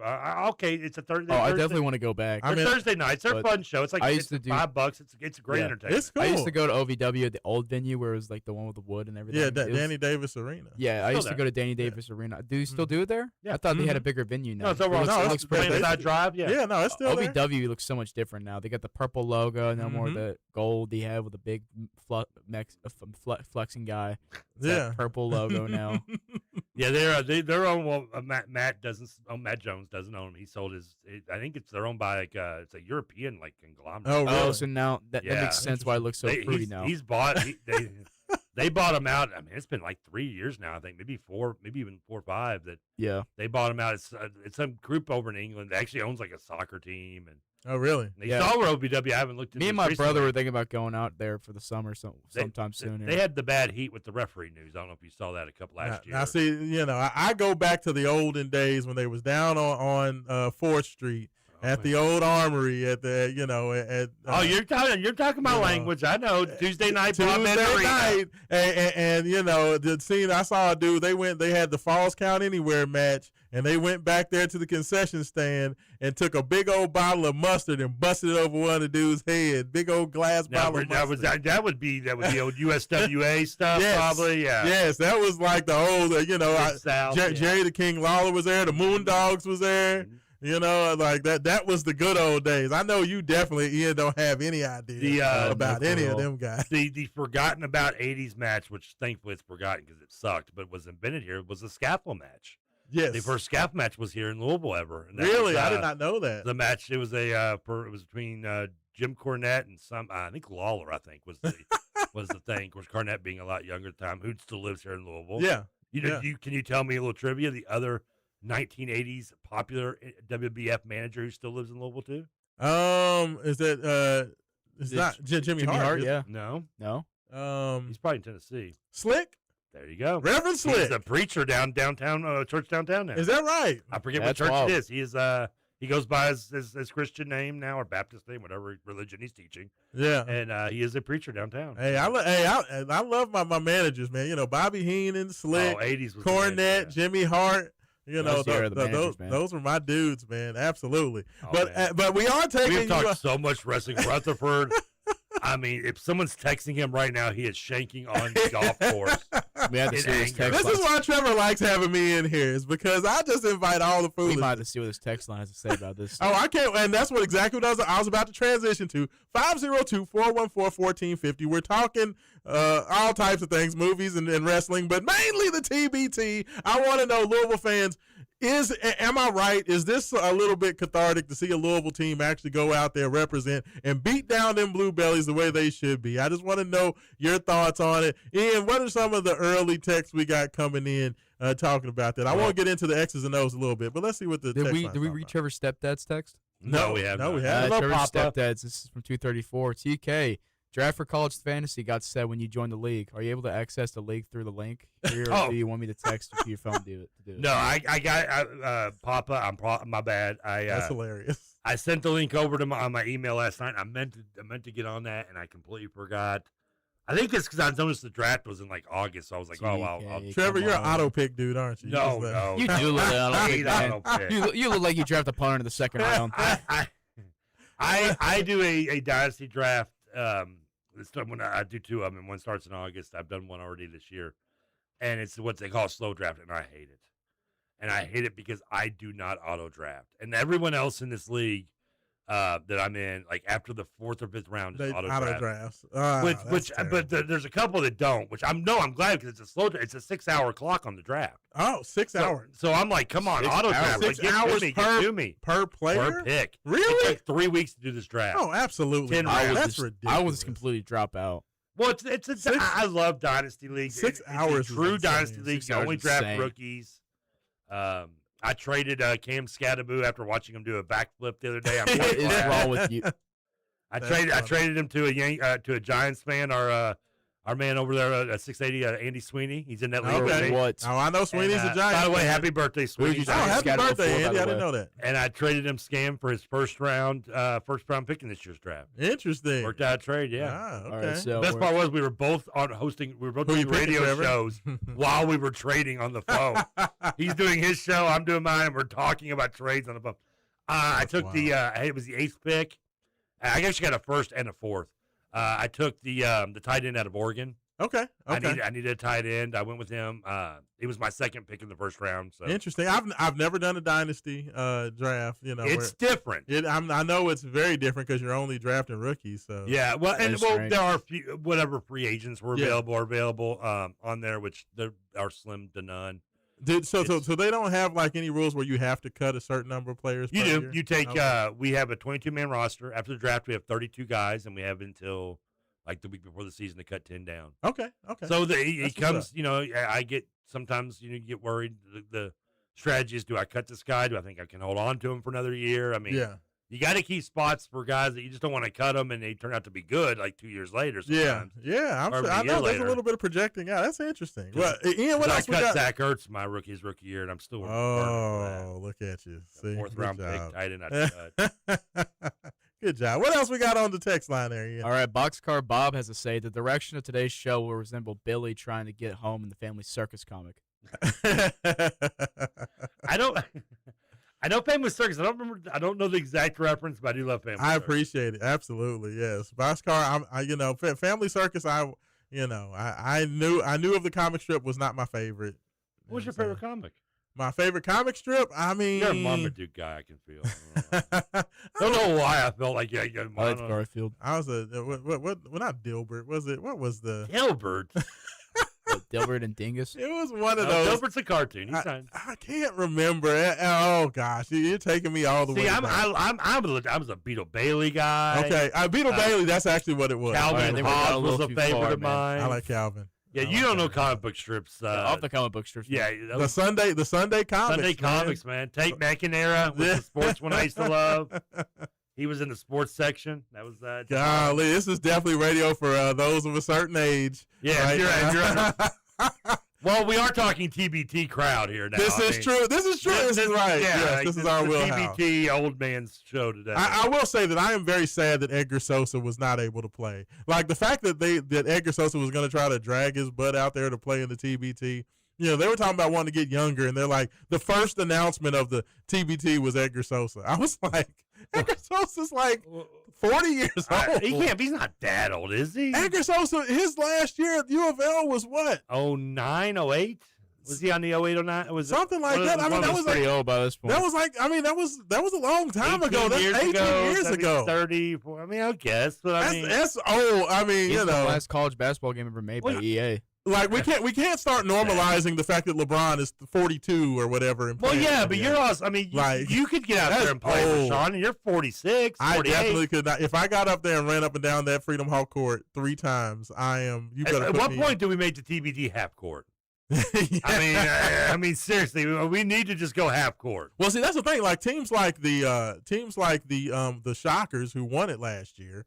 You know, they got all these guys that are just fresh out of college. So, these alumni teams where people are wanting to have all this nostalgia and bring back these older players, that's why these teams lose later on in the tournament, because they're going against young guys. You know what I'm saying? Guys Mike brought that up yesterday with Matthews.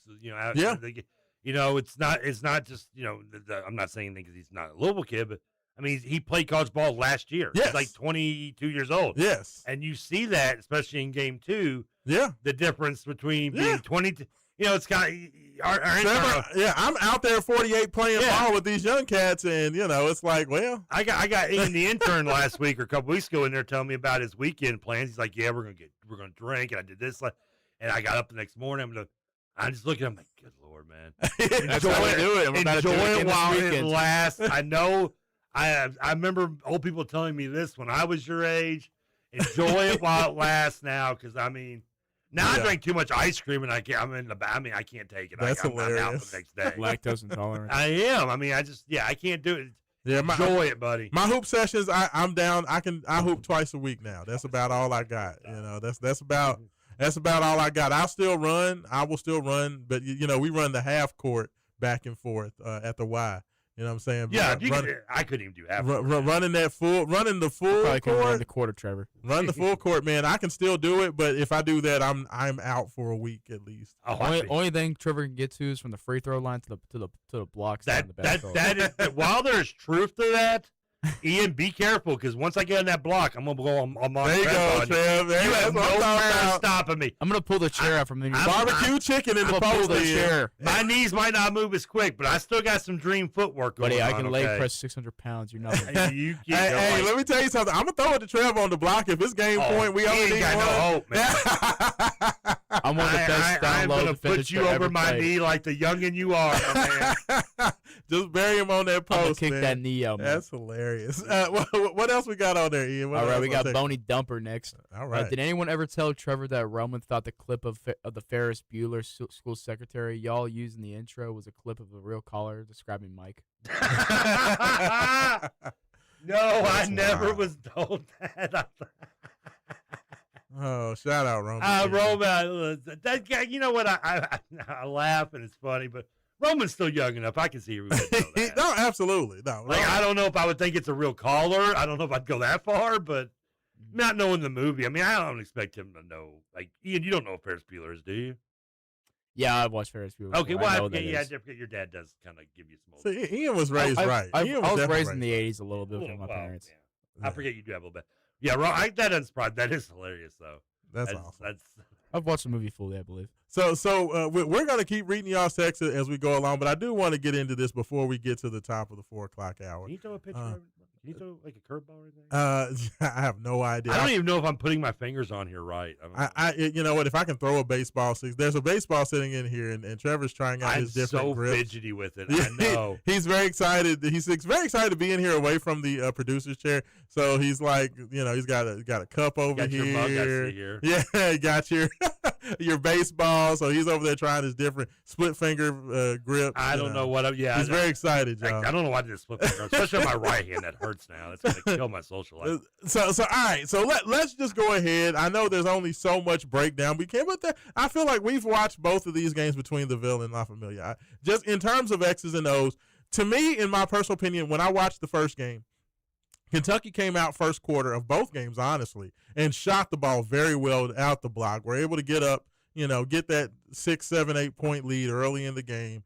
It took the Ville a little while to kind of settle down, stop shooting the threes, and getting the ball inside. And once they started to establish themselves inside, of course, the first game they waited until they got down 17 before they got themselves together. They brought in Matthews. Matthews started shutting down Harrison, started going inside, kind of took that game over.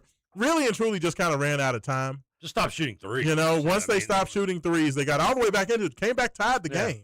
They just ran out of time. Kentucky holds on to win. Pretty much the same thing played out in game 2. The only difference is, it was basically that Louisville started doing what they needed to earlier. They started getting it to Trez. They started getting downhill. And honestly, Kentucky's conditioning has been terrible. Like the second half of the games, they've seemed like the much more exhausted team. Like Louisville seems to be in better shape. The Ville seems to be in much better shape. what will we see tonight? What do you all think is going to happen? Like, is it as simple as, it's going to come down to DeVille? If they get off to a better start, is it game over for Kentucky? Because to me, it feels like the Louisville team is definitely the more well-conditioned squad. Do you all think the La Familia's got a great shot? I mean, No. it is in Lexington, so I'm sure they're bringing their referees with them. Well, I mean, no one expected the referee. Trez is going to get 5 fouls in the first quarter. Yeah, that somehow happened. We lose, but Louisville, by the way, 2.5-point favorites tonight. Oh, interesting. 2.5. I think it's a bit generous. That's the highest it's been between the two games. Both games, each home team was a 1.5 favorite. Well, Louisville should be like a maybe Okay. 6.5 point favorite. I feel like we've got a very big advantage over the UK team this probably game here. I'm not as confident as Ian, but then again, that comes with I'm youth very and confident. of We got old the age. talent over these guys. I've been The brashness beat of youth, down. Yeah, Trevor. ignorance is bliss. Apparently, is that I think I wonder what impact Goodwin's going to have, because he has been effective in this TBT the last couple of years. Yeah. More importantly, his legs are fresh as anybody else. Yeah. And I know they've had an extra day in between. I don't think Montrez is playing in any other tournaments that I'm aware of between his Yeah, I think he actually had a day off this time. Well, that's so should be nice. good though. now. Yeah. He might not know what to do with himself. I mean, he probably was down at Might just Cherokee go or play. Seneca, playing, literally.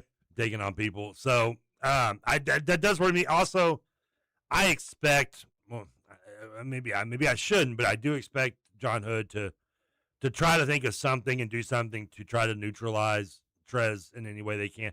Now, you saw that during the game, too. I mean, obviously, it wasn't effective. Everything he tried never worked, whether it be double teaming, a zone, triple team, whatever it may be. Trez was able to get through it, and it still hit 17 of 18 shots. Yeah, it was crazy. So maybe I'm being too generous to the knowledge and coaching abilities of John Hood and that staff, but I do feel like they will come up with something different. Therefore, I think Michael and Coach Hayworth and Coach Russ Smith and all the other 12 other coaches on the bench at Louisville, I think they have a plan. I would like to think and assume they also do have a plan B going, okay, we're going to come in there. We've got to have some, we can throw multiple bodies at Goodwin, which let's do that because we have the bodies. Craft Sporting Goods is Turn Southern down Indiana's. these. There you go. Sorry about that. That's all right. It happens. I think that you do that as plan A, as well as just go back to Trez, what we did normally in all of game 2. Yeah. If they have done something, if they adjust in any way, they do start stopping it. I'd like to think and hope and assume, and I think I'm correct, that they will have a plan B for Trez and how to get him involved, whether it be moving him out more in pick and rolls, whether, trying to do whatever they can do to get him the ball on the block or just the ball in his hand in general. Because, I mean, listen, you get him even facing up from 15, 16 feet out, I mean, he can still be a damaging effect to you. Yeah, like that little cross screen, they ran the Chris Mack cross screen about 4 or 5 times to get that quick little duck in where they get that little short screen between Trez and the other big man and kind of shoot him to the low block real quick and throw that quick entry pass. That was very successful both games. It'll be, I think they need to go to that early. Like, to me, Louisville's biggest issue has just been the fact that they've started games going out there trying to match, 3 for 3 with, the shooting threes Kentucky. needs to stop. I mean, that's it's like going 4 of 28. I think they did in game 1. Only guy I want to see shoot is Trey Lewis. Trey Lewis can shoot. I don't even want to see that. Yeah, I mean, outside of him, the rest of, Joseph yeah, Lewis. it's just Joseph. Just Joseph now. So just Joseph's jumper. Unless it's just Joseph, I don't want to see anybody else shoot the ball. The only I would say the kind of same thing, but I wouldn't add to. I'd say Russ Smith only because I know it's been like 15 years. I'm not going to get him to stop shooting the 3. So I've given up. So if it's him shooting the 3, I'm okay with it. And I tell you what, Matthews knocked down a couple threes in the game too. But I do. Let me ask you this though, and I know we got to get the breaks. I'll let you think about it. Yeah. Maybe on the other side. I like it. If Montrez is eliminated with some in any way by the Kentucky coaching staff, yes. God forbid he gets hurt. Something. Knock on wood. Yeah. I'm knocking on wood. Where does this Bill team go? I like it. You know what? We'll talk about that on the other side. You are listening to the Mike Rutherford Show. Rashawn Myers, Trevor Kelsey, intern Ian taking care of us in the producing chair. This is Rashawn Myers, and we'll be back on the Big X with hour number, 1.5.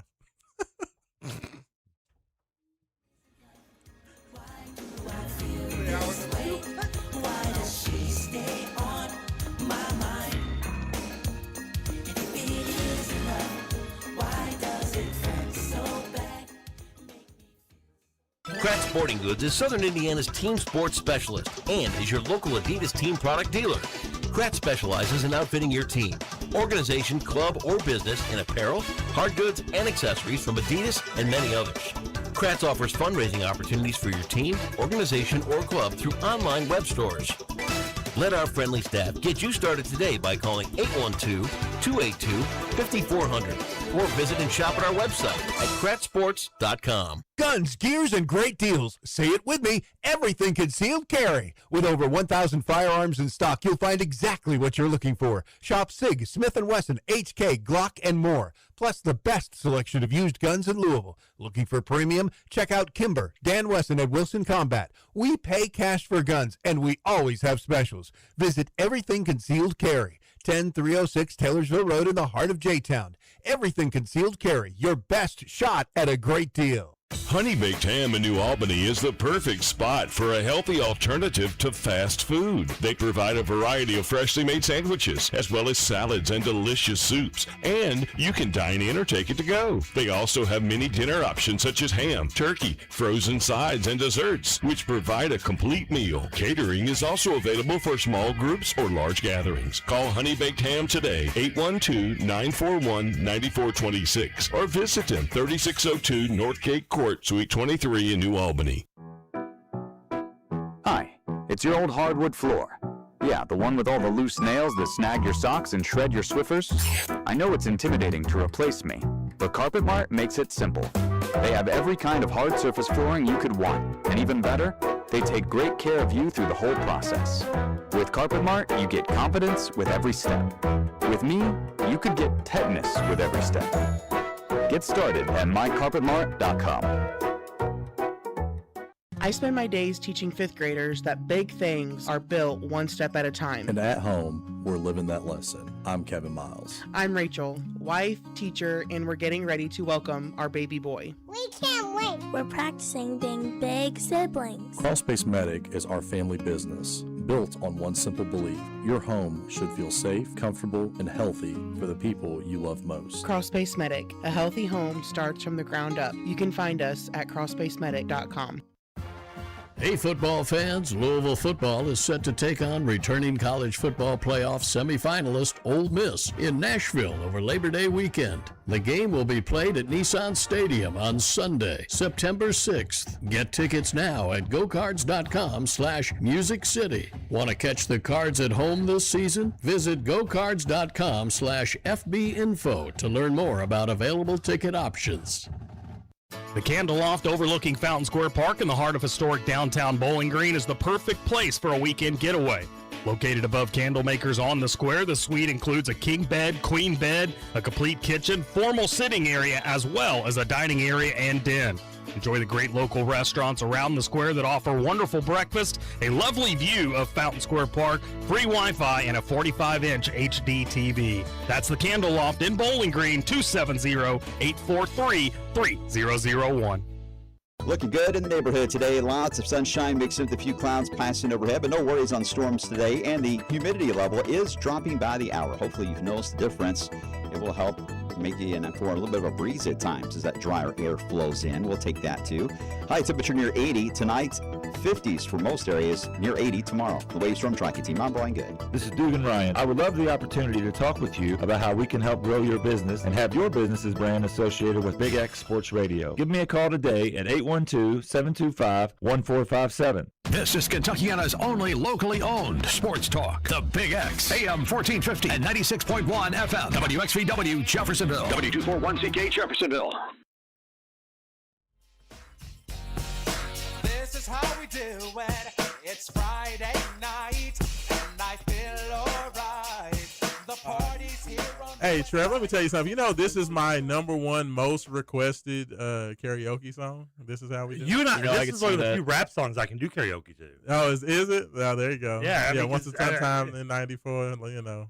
Yeah. Well, it was a good time. I remember this. Oh, yeah. Yeah, like that's you literally were a couple the one. years ahead of me. I think I would have been in 7th grade when this came out, so you were probably a freshman or so. Yes. Oh, yeah. My tell, man. Isn't it to try to take the keys to my truck? Hey, Ian, you know what I'm saying? You don't understand. I'm just literally the king of karaoke, and I am am the greatest of all times when it comes to the karaoke, Yeah, especially I the gotcha. 90s karaoke. I might be a little mute on mic here because I got some issues to deal with my dorm room here. Oh, go ahead. What's your top 5 karaoke songs? I think we've talked about this. I'm thinking. Yeah, I mean, well, this is how we do it. Is definitely what one of those. Is that a turn the lyrics off? I don't need it song. Yes. Oh, absolutely. Ooh, even better. All of mine, basically all the ones that I do, I pretty much know. I do, but I still need the neck because I'm usually so drunk when I'm doing them. Yeah. Gangsta's Paradise is one. Okay, You know, the Coolio. That's one that's very much requested. Definitely early 90s era. I'd like to know who these requested are. Like who's requested? Hey, well, karaoke people are very tribal. So like we come out every week, so people know my songs. Right. So do you have a slow ballad or anything you do? The Boys to Men. I have a few Boys to Men. Okay. That I will do. I do the fast and the slow on there.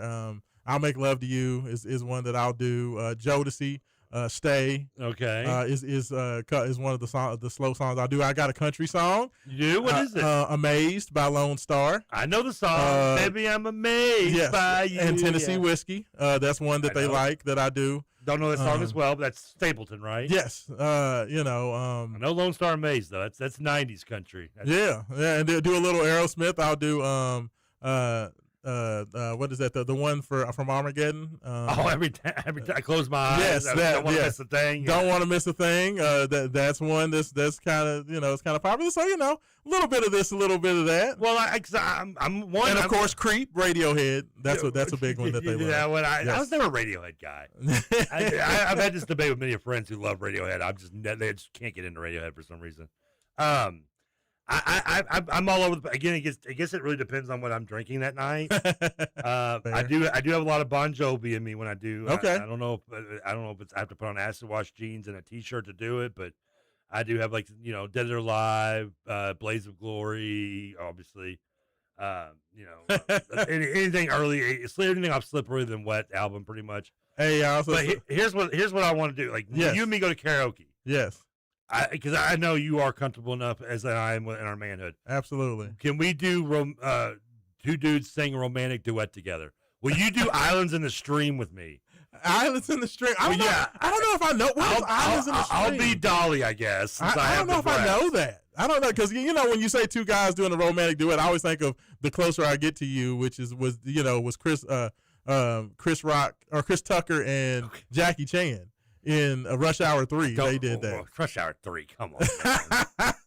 We can do karaoke scene. That was funny. We can do Almost Paradise from Footloose. So check that out. Almost Paradise. So Trey, Trevor, that is a rough draft of the karaoke songs that I will let people pick from if they want to hear me sing something. Sweat. So can we do Nobody together? Absolutely, yeah, I'll do Nobody. Who can love you like me? Nobody. So anytime that people ask like what songs I sing, that's just the list of some of the songs that I sing. This is a sad. I've told this story on the air before. Yes, so if you've heard it, just hear it again. Yeah. This is one. This is the example of how I have no game. Yes. I back many moons ago, back in the 90s, I went and saw New Edition in concert. They came in when they were doing their reunion tour. I don't know if you went to that. It was in '96. Oh yeah, I remember. Great show. But it had also, I think it was 702 was there. Keith Sweat, LL Cool J showed up randomly and did a rendition of "Freak Me" by Silk with Keith Sweat, which was awesome. That's awesome. And it had Keith Sweat, who I was. If you're our age, Keith Sweat was like the man. Yeah, you didn't get any action if you didn't play Keith Sweat. Yes, like that was what you put on. It was you could be as fugly as me and put some Keith Sweat on. And Keith Sweat was the dude that turned begging into an art form. Yes. And here's the thing. So I actually had a date with a girl at this time. And she had just broken up with her boyfriend, maybe a couple weeks. And that's why I asked her out. She's way out of my league anyway. And I'm like, and I get tickets to, I'm going to double date with a friend of mine and his girlfriend at the time. And we go to see Keith Sweat in New Edition. Yes. I'm thinking there's no way. I mean, I'm not expecting to get any because she's out of my league. But I might get a little, something. Yeah, a little. I mean, I'm not that guy being like, I bought you dinner, deserve it. I'm just saying, I'm putting in the work. Hopefully I'll do a good job. Nothing. I am the only man in the 90s to take a woman to a Keith Sweats, and good tickets, I might add. And not only did I get nothing out of it, I mean, I didn't even get a hug at the door. That's wild. 2 days, 3 days, 4 days later, it was she's back with her boyfriend. They've been together ever since. They have Good job, Trevor. They have like 4 Good job, kids Trevor. now. I know them, but I still know her. I still know him. He's they're a great couple. They belong together. You made her see the error of her ways. They've been here since '96. They've been here for about 30 years. I'm like Seinfeld. I'm like George Costanza. He leads them to lesbianism. Kramer pulls them back. Like I just lead them right. I'm like Good Luck Chuck before it was a movie and not funny. That's hilarious. That's. I like to brag that I am the only man that can't even get a hug after a Keith Sweat concert on a day. That is wild. I mean, it's a miracle. It's amazing. Like it's like one of those things like you do. It's like I didn't even try. It's impossible to do. I couldn't do it again if I tried. That is so funny. 502-414-1450. That is the Game Day Men's Health text line. Taking your text, talking all types of great. Y'all know all the crazy stuff we talking about. Mainly TBT, getting you ready for the 6 p.m. Oh, excellent. I heard all about it. Did you go to that show? I don't remember. I did not go to that, but I heard about it. Trust me. We were very lucky. We got Sober Bobby at that show. I heard it was great. He showed up. He did a show. Yes. It was all. They all came out and did like their 2 like top hits from their solo stuff. Yes. Which I don't know why I say it like that because Bobby's the only one that had more than 2 hits. I mean, as long as they did "Can You Stand the Rain," they did that. They did which is another one of my karaoke go-tos. They did, and they did they did some original stuff. Yes. They did some of their New Edition album that had come out at that time. I think. Yeah. I don't remember all the songs on it off the top of my head. It was okay. Hit me off. But yeah. It was on But there. they all did. Bobby did like 4 or 5 solo. Ralph Transit did the My. Yeah. What was Johnny Gill's one song? He had he had one, not Johnny Gill, but who was the other guy? Who's the guy they added to replace Bobby with originally? He's a solo artist, and he's in the video for the song we just played. I'm drawing. It's not Johnny something, isn't it? Johnny Gill? No, it's Not not Gill. Gill. That's John. It's John something. Trying to think. I can't. Somebody gonna slap me upside. Yeah, I should be slapped upside the head for not remembering it. And then, of course, Belle DeVoe did Do Me, and they did. I mean, that's a great concert. Like that's literally that's peak '90s. Oh, it was awesome. One of my favorite R&B concerts. One of my Yes. favorite concerts in general. And I've seen Led Zeppelin twice. So I mean, Ian, both great shows, by the way. Ian, what else we got coming in on the text line before we start talking about some of this? All right, let's see this. Texter says, intern Ian is ad-libbing while Rashawn is talking like he's in Migos. Can't repeat what now? Intern Ian is ad-libbing while Rashawn is talking like he's in Migos. Okay. I don't know what he means by me, if that's a compliment or an insult at the same time. Okay, it was Johnny Gill. I'm pretty sure radio's all about ad-libbing. I don't know if we're supposed to all this on a script. Like, dumbest text I've ever heard in my life. Literally, I'm confused. Literally. I do everything by the seat of my pants. Buddy, this whole radio show is ad-libbing. I was like, thank you. Yeah, we didn't even know who was coming in today. That. We were trying to. I was like, hey, Buddy's expecting you're not or Mike. something like that. Yeah, I don't know. That's wild. What else we got on there? Okay, we got podcast Random Thoughts guy. He says, PRTG here. I thought the Eagles were Paris green. I'm with you on being nice at restaurants, Mike, and still sold on federal law that mandates 1 year in the service industry for every citizen before turning 21 instead of a military conscription like other countries. Last thought: the battling the ball call against the Seahawks was in the playoffs and was a crucial play at the end of the game. Also, Lions were good against the Falcons on the runoff call. I'm not bitter. This was probably from yesterday. Well, he's reading a podcast. That's the thing. He listens to the podcast. Yeah, I could not tell you anything about the Lions except for they ruined the greatest running back of all time's career. That was my dad's favorite player. That's when my dad became a Lions fan in the first place. That's why I'm a Lions fan. It's because of Barry Sanders, technically. The more important thing in that text was, and I don't remember why he bring up servers. I don't remember talking about servers. He said instead of going into military service, go into the service industry. Did you ever work in the service industry? I was. You did military service. I worked at White Castle. Well, that's not. So you worked at White Castle on the best. That's service. That's fast food. That's not working. I was never a waiter, but waiting at trust me. I worked at Taco Bell's. If it's 3 a.m. on 7th and Broadway and you got 85 people coming in the door, brother, your service better be tight. I'm just telling you. There's a good chance you may have made a burger for me at one point. Guaranteed. What year were you there? That was what, 95 to 97, 98, something like that. You're down by 7th Street. If you ain't going to White Castle, the only other one reason to go to 7th Street. I was night shift. 10 at night till 7 in the morning. So yeah, getting them right after the peep show. Yeah. I hear you. I've served many of places, more than I probably forgotten. My favorite is I worked at Perkins, so I worked there for a day. It was my first one. Yes. But I've served in college. I served in Louisville. I agree. I've worked front of the house. I've worked back of the house. It is a different world. It does. Everyone. I agree with them. I don't know about comparing it to military service because you have done that as well. I've done both. Well, yeah, I've done not service industry, but yeah, I've worked. I will say the movie Waiting, serving the public. The movie Waiting is not as far fetched as you may think. Oh, really? Have you seen the movie Waiting? I've not. It's a very good comedy, very underrated cult comedy from the mid 2000s. Okay. Everything in the movie, the craziness and wackiness that goes on. Not every restaurant has all that, but at least one of those antics is at least in a restaurant. I promise you that. And of course, in typical restaurant lore, everyone's sleeping with each other. I mean, you date inside, everybody hang out parties with each other. Everybody I think talk to a girl from my Taco Bell, so yeah. Yeah, I mean, exactly. That's Taco Bell. I mean, I talked to her. I had like 3 talking stages there, or like 2, and we just never really went anywhere. I worked at a Taco Bell kind of. I could have definitely sealed the deal with her. I worked at never locked in with her. I worked at KFC Taco Bell. Oh, one of those? Yeah. One of those monstrosities? I worked on the KFC. I only worked on the KFC side, though. What else we got on the text line there? All right, we got Scooter Dingus up next. He says, y'all are being way too kind about my abilities. Archie would kill me. No, I disagree, Scoot. And also, I still need followers, too. Justin Kalen PXP. Yeah. Please follow Justin Kalen and Justin Kalen, aka Scoots. Did he get you never follow? Yes, he's the one who got all my 4,000 followers corrupted, booted. Yes. So the Scoots never click on another link because my generosity of trying to help you out because it was a fake you is what got me all my followers jacked.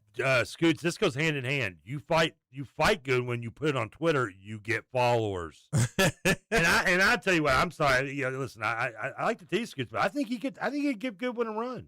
Goodwin's only like 6'3", 6'2", right?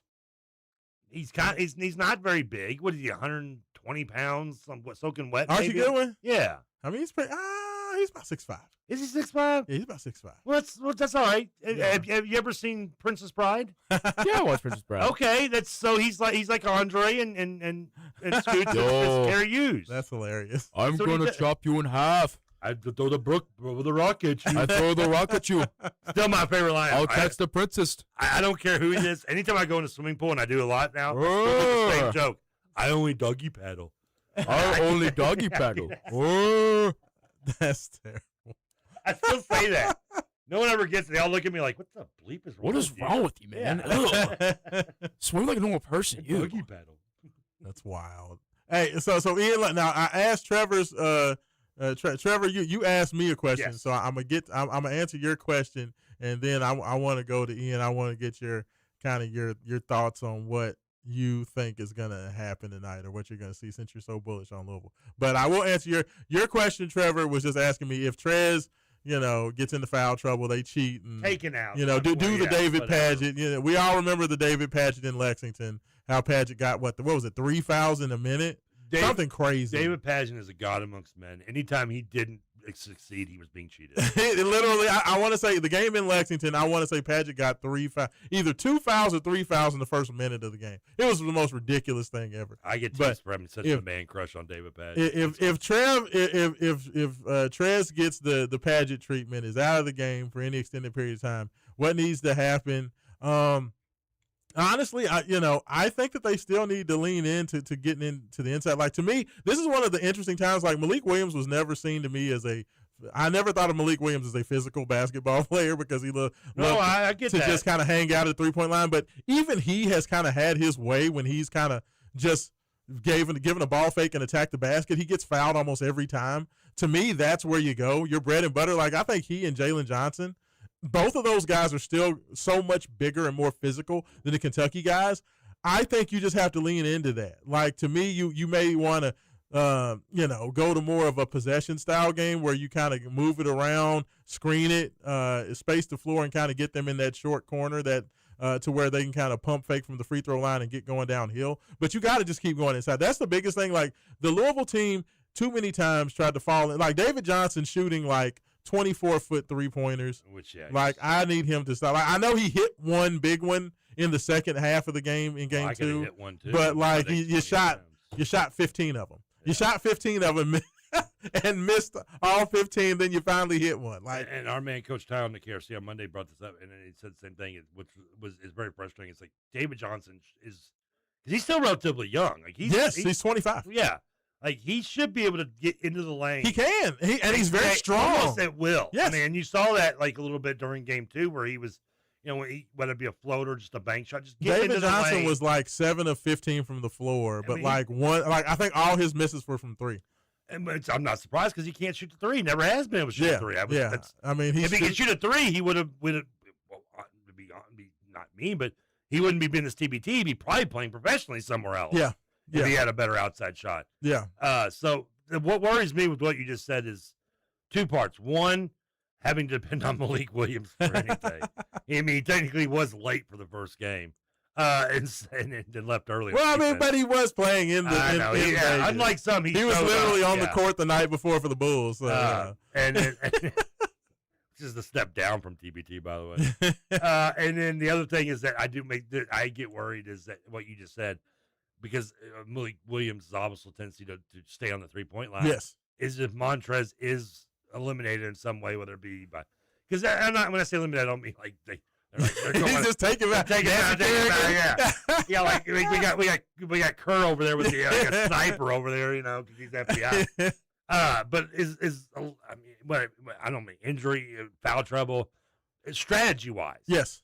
Because even if say for instance it's strategy and they're quadruple teaming him. Yes.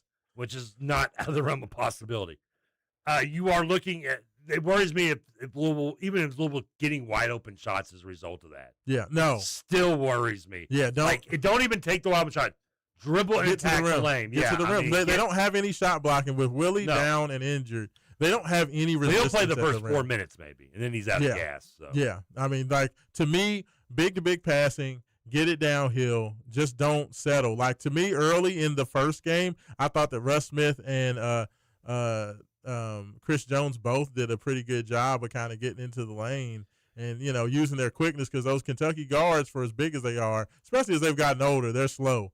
So, you can get in there and make things happen. Just don't stop settling for threes. As long as they stop settling for threes, I think they're fine. And lean into your young guys. Do we appreciate Chris Jones continue to flop still? Yeah, please stop. I don't even does he even know he's doing it sometimes? I think it's just kind of drilled into him. Like when he got hit in the stomach by Harrison on the fast break, the his head just snaps back. It's like they didn't even come within 5 feet of him. But you know what though? It's almost hypocritical. Saturday's game, he's like one of the first plays he did. He flopped into that thing. I will point out, Trevor, that you talked about it with so much intensity and so much seriousness about the World Cup, where all they do is flop every 15 seconds. Well, So like, while I understand getting on Chris Jones, and I totally agree. I'm sorry. I didn't mean to imply I was getting on him. I enjoy it. There are people that no, I'm not talking about necessarily about you, but there were a lot of people that were like talking about Chris Jones. I'm like, literally everybody has spent the last 3 weeks talking about how great the World Cup was, and literally every game is a flop fest. Well, but Jones is that if he's not on my team, you hate him, guy. Yes. Yeah, I mean, but he has the Dylan Brooks flop game down to a pat. Oh no, he makes Dylan Brooks like an amateur. Like this guy, you sneeze and he drops 5 feet. He is. Like the only time I've seen him jump as high is when the player gets near him. That was it was just so funny because Andrew Harrison. At what point is he going to bring his brother? He's like, dude, I hit him in the chest and he flipped his head in the air. Oh, I mean, yeah, it was like, what's he doing? I mean, of course, everybody knows the one against Kentucky where the guy missed him by like 4 feet and his head still snapped back.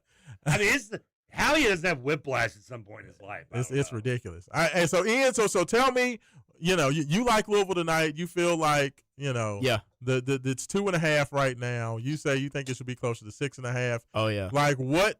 Like, so do you just think this is going to be a continuation of what happened on Monday night? Like, give me your assessment for what you see. Does it matter who Kentucky? If Kentucky has 2 ringers, if they bring in Sestina and whoever else tonight, I just don't think matter. Kentucky's going to have the talent that's going to really even match up to Louisville's talent. And Montrezl Harrell, I think since he's had the break, he actually has some fresh legs. I think he's going to go score a 50-point game, I think. That's he's scary. He's going to ball out there. I wonder what the record is. I was thinking the same thing as soon as he said that. He may as well make 50. I thought the same thing. So I feel like Louisville's gonna come into that game at Memorial Coliseum and this absolutely dominate, probably by 20 points, I'd say.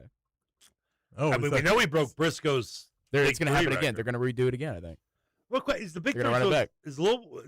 Is he playing with other Louisville guys in the Big Three? And if so, No, is I don't it think it over? is.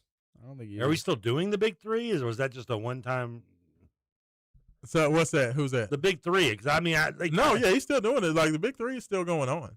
Yeah, for sure. That's the one Ice Cube owned, right? Yes. Okay, which is going about as successfully as Are We There Yet? So I was trying to see if I could find like the record for most points scored in the TBT, but I can't find it. All I can find is combined points. They don't. Do you think they don't keep records? Oh no, they said that was the single game scoring record. Oh, you just broke it? Yes. So you're telling me the guy broke 2 tournament records in 2 days? Yes. So the guy being Montrezl Harrell. Yes, he broke the record for the Big Three, and he broke the scoring record for the TBT. See that now too. Yeah, that's hilarious. That's awesome. Congratulations, Montrez. And I mean, he's got to be. Not only that, I mean, he can actually, unlike. No, it was the scoring record in the Bills TBT history, is what it says. So I don't know if it's the. I don't know if what's the all-time scoring record. It's probably like in the 45s. Well, I don't know. Is it really? Could it It really could be be? mid-40s, I think. I bet you there's probably one player that's went crazy. That's a lot of points. Here, let's These search are this up real guys that quick. really don't have that much energy left to go that long in games. So yeah, if any of you any of you texters know, I'm trying to find it, but I can't find the single game scoring record. I'm guessing it's around 40, 42 would be my guess.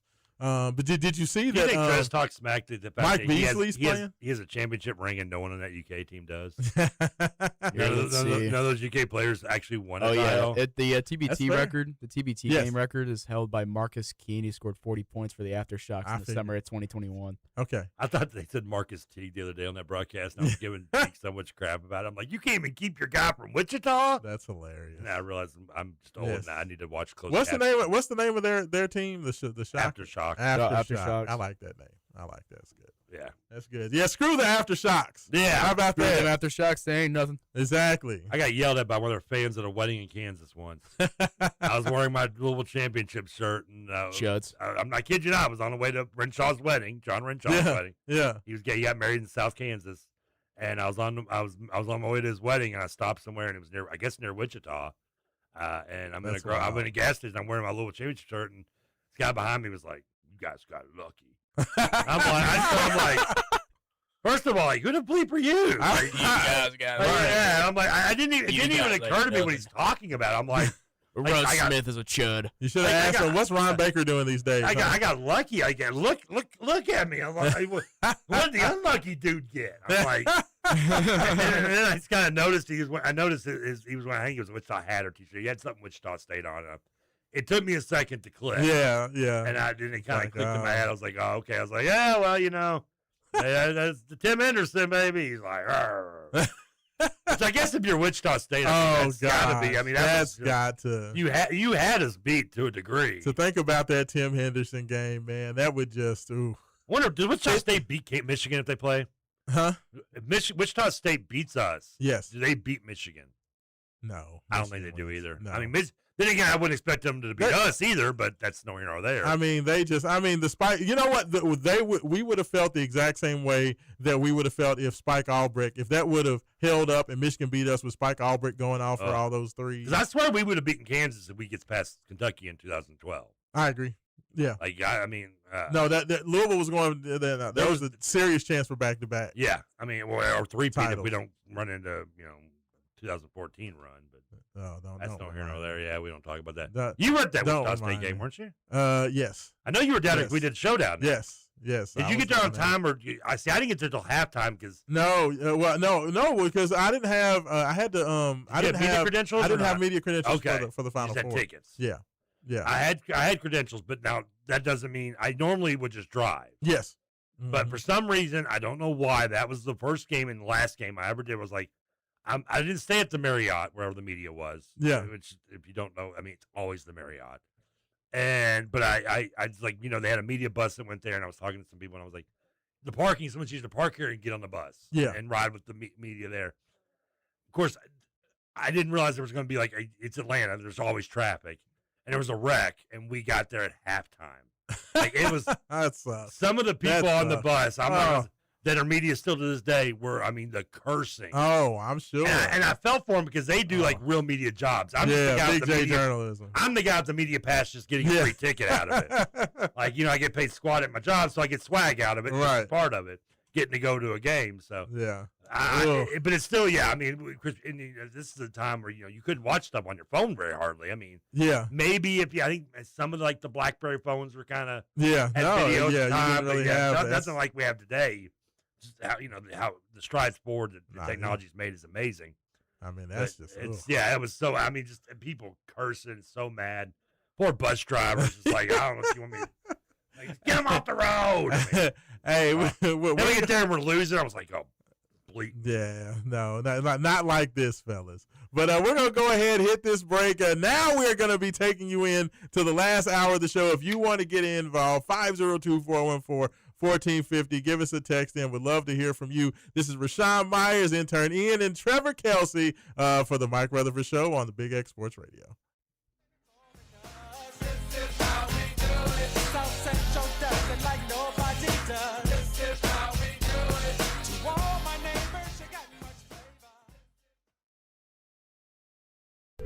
Hey there, New Albany. This is Mayor Jeff Gahan.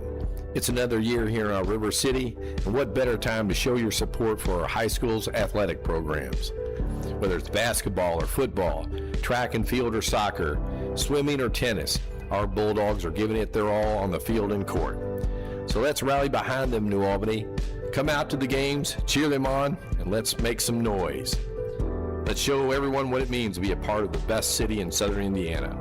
Go Bulldogs. Guns, Gears, Deal. It's everything concealed carry. With over 1,000 firearms in stock, we've got what you're looking for. Fast. SIG, Smith & Wesson, HK, Glock, plus the best selection of used guns in Louisville. Looking for premium? Kimber, Dan Wesson, Wilson Combat. Selling? We've got selling. We pay cash for guns, and we always have specials. Don't wait. Get in today. Everything Concealed Carry, 10306 Taylorsville Road in the heart of J-Town. Everything Concealed Carry. Serious selection, serious value. Card Nation, your Louisville volleyball team is headed to Music City in September. Check out the team in the Broadway Block Party on September 6th. Your Cards look to take on Powerhouse, Texas in a matchup at Bridgestone Arena. Grab your tickets at gocards.com/VB Nashville today. Check the back seat.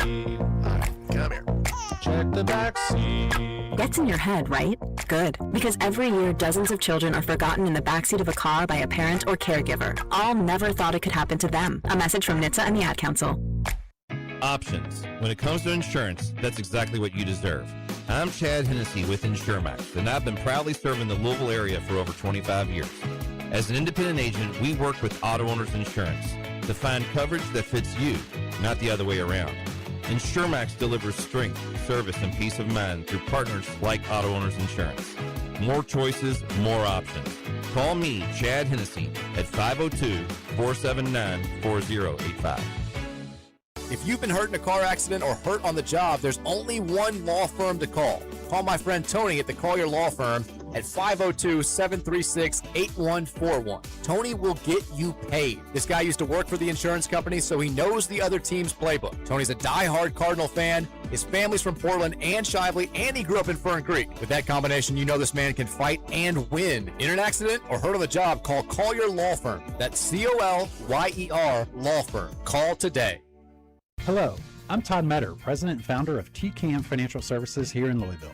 Listen to my live local call-in show Wednesdays from 6 to 7 p.m. on 970. A Nickel and a Plan Finance Show is real talk about all things money, done with a musical twist. Tune in and join in as we talk markets, investment strategies, and more. To schedule a free consultation, go to tkmfsllc.com or call 450-PLAN, that's 450-7526. TCAM Financial Services, comprehensive in approach, client first in nature. Defining a new era in men's health, Gameday Men's Health delivers real results with no shortcuts. From testosterone replacement, weight loss to peptides, vitamins, and sexual performance therapy, Gameday Men's Health will have you covered. Their in-house lab gives you answers in just 15 minutes, and our clinic is designed for men who value privacy, speed, and results. Visit GameDayMensHealth.com. Real men, real science, most importantly, real change. Visit GameDayMensHealth.com. Spice up your office parties and home get-togethers with Salsarita's Fresh Mexican Grill. Enjoy real, fresh food, including their famous craveable queso and chips. Catering is available for delivery, setup, or pickup. Call now. Salsaritas. Check the back seat. All right, come here. Check the back seat. Gets in your head, right? Good. Because every year, dozens of children are forgotten in the backseat of a car by a parent or caregiver. All never thought it could happen to them. A message from NHTSA and the Ad Council.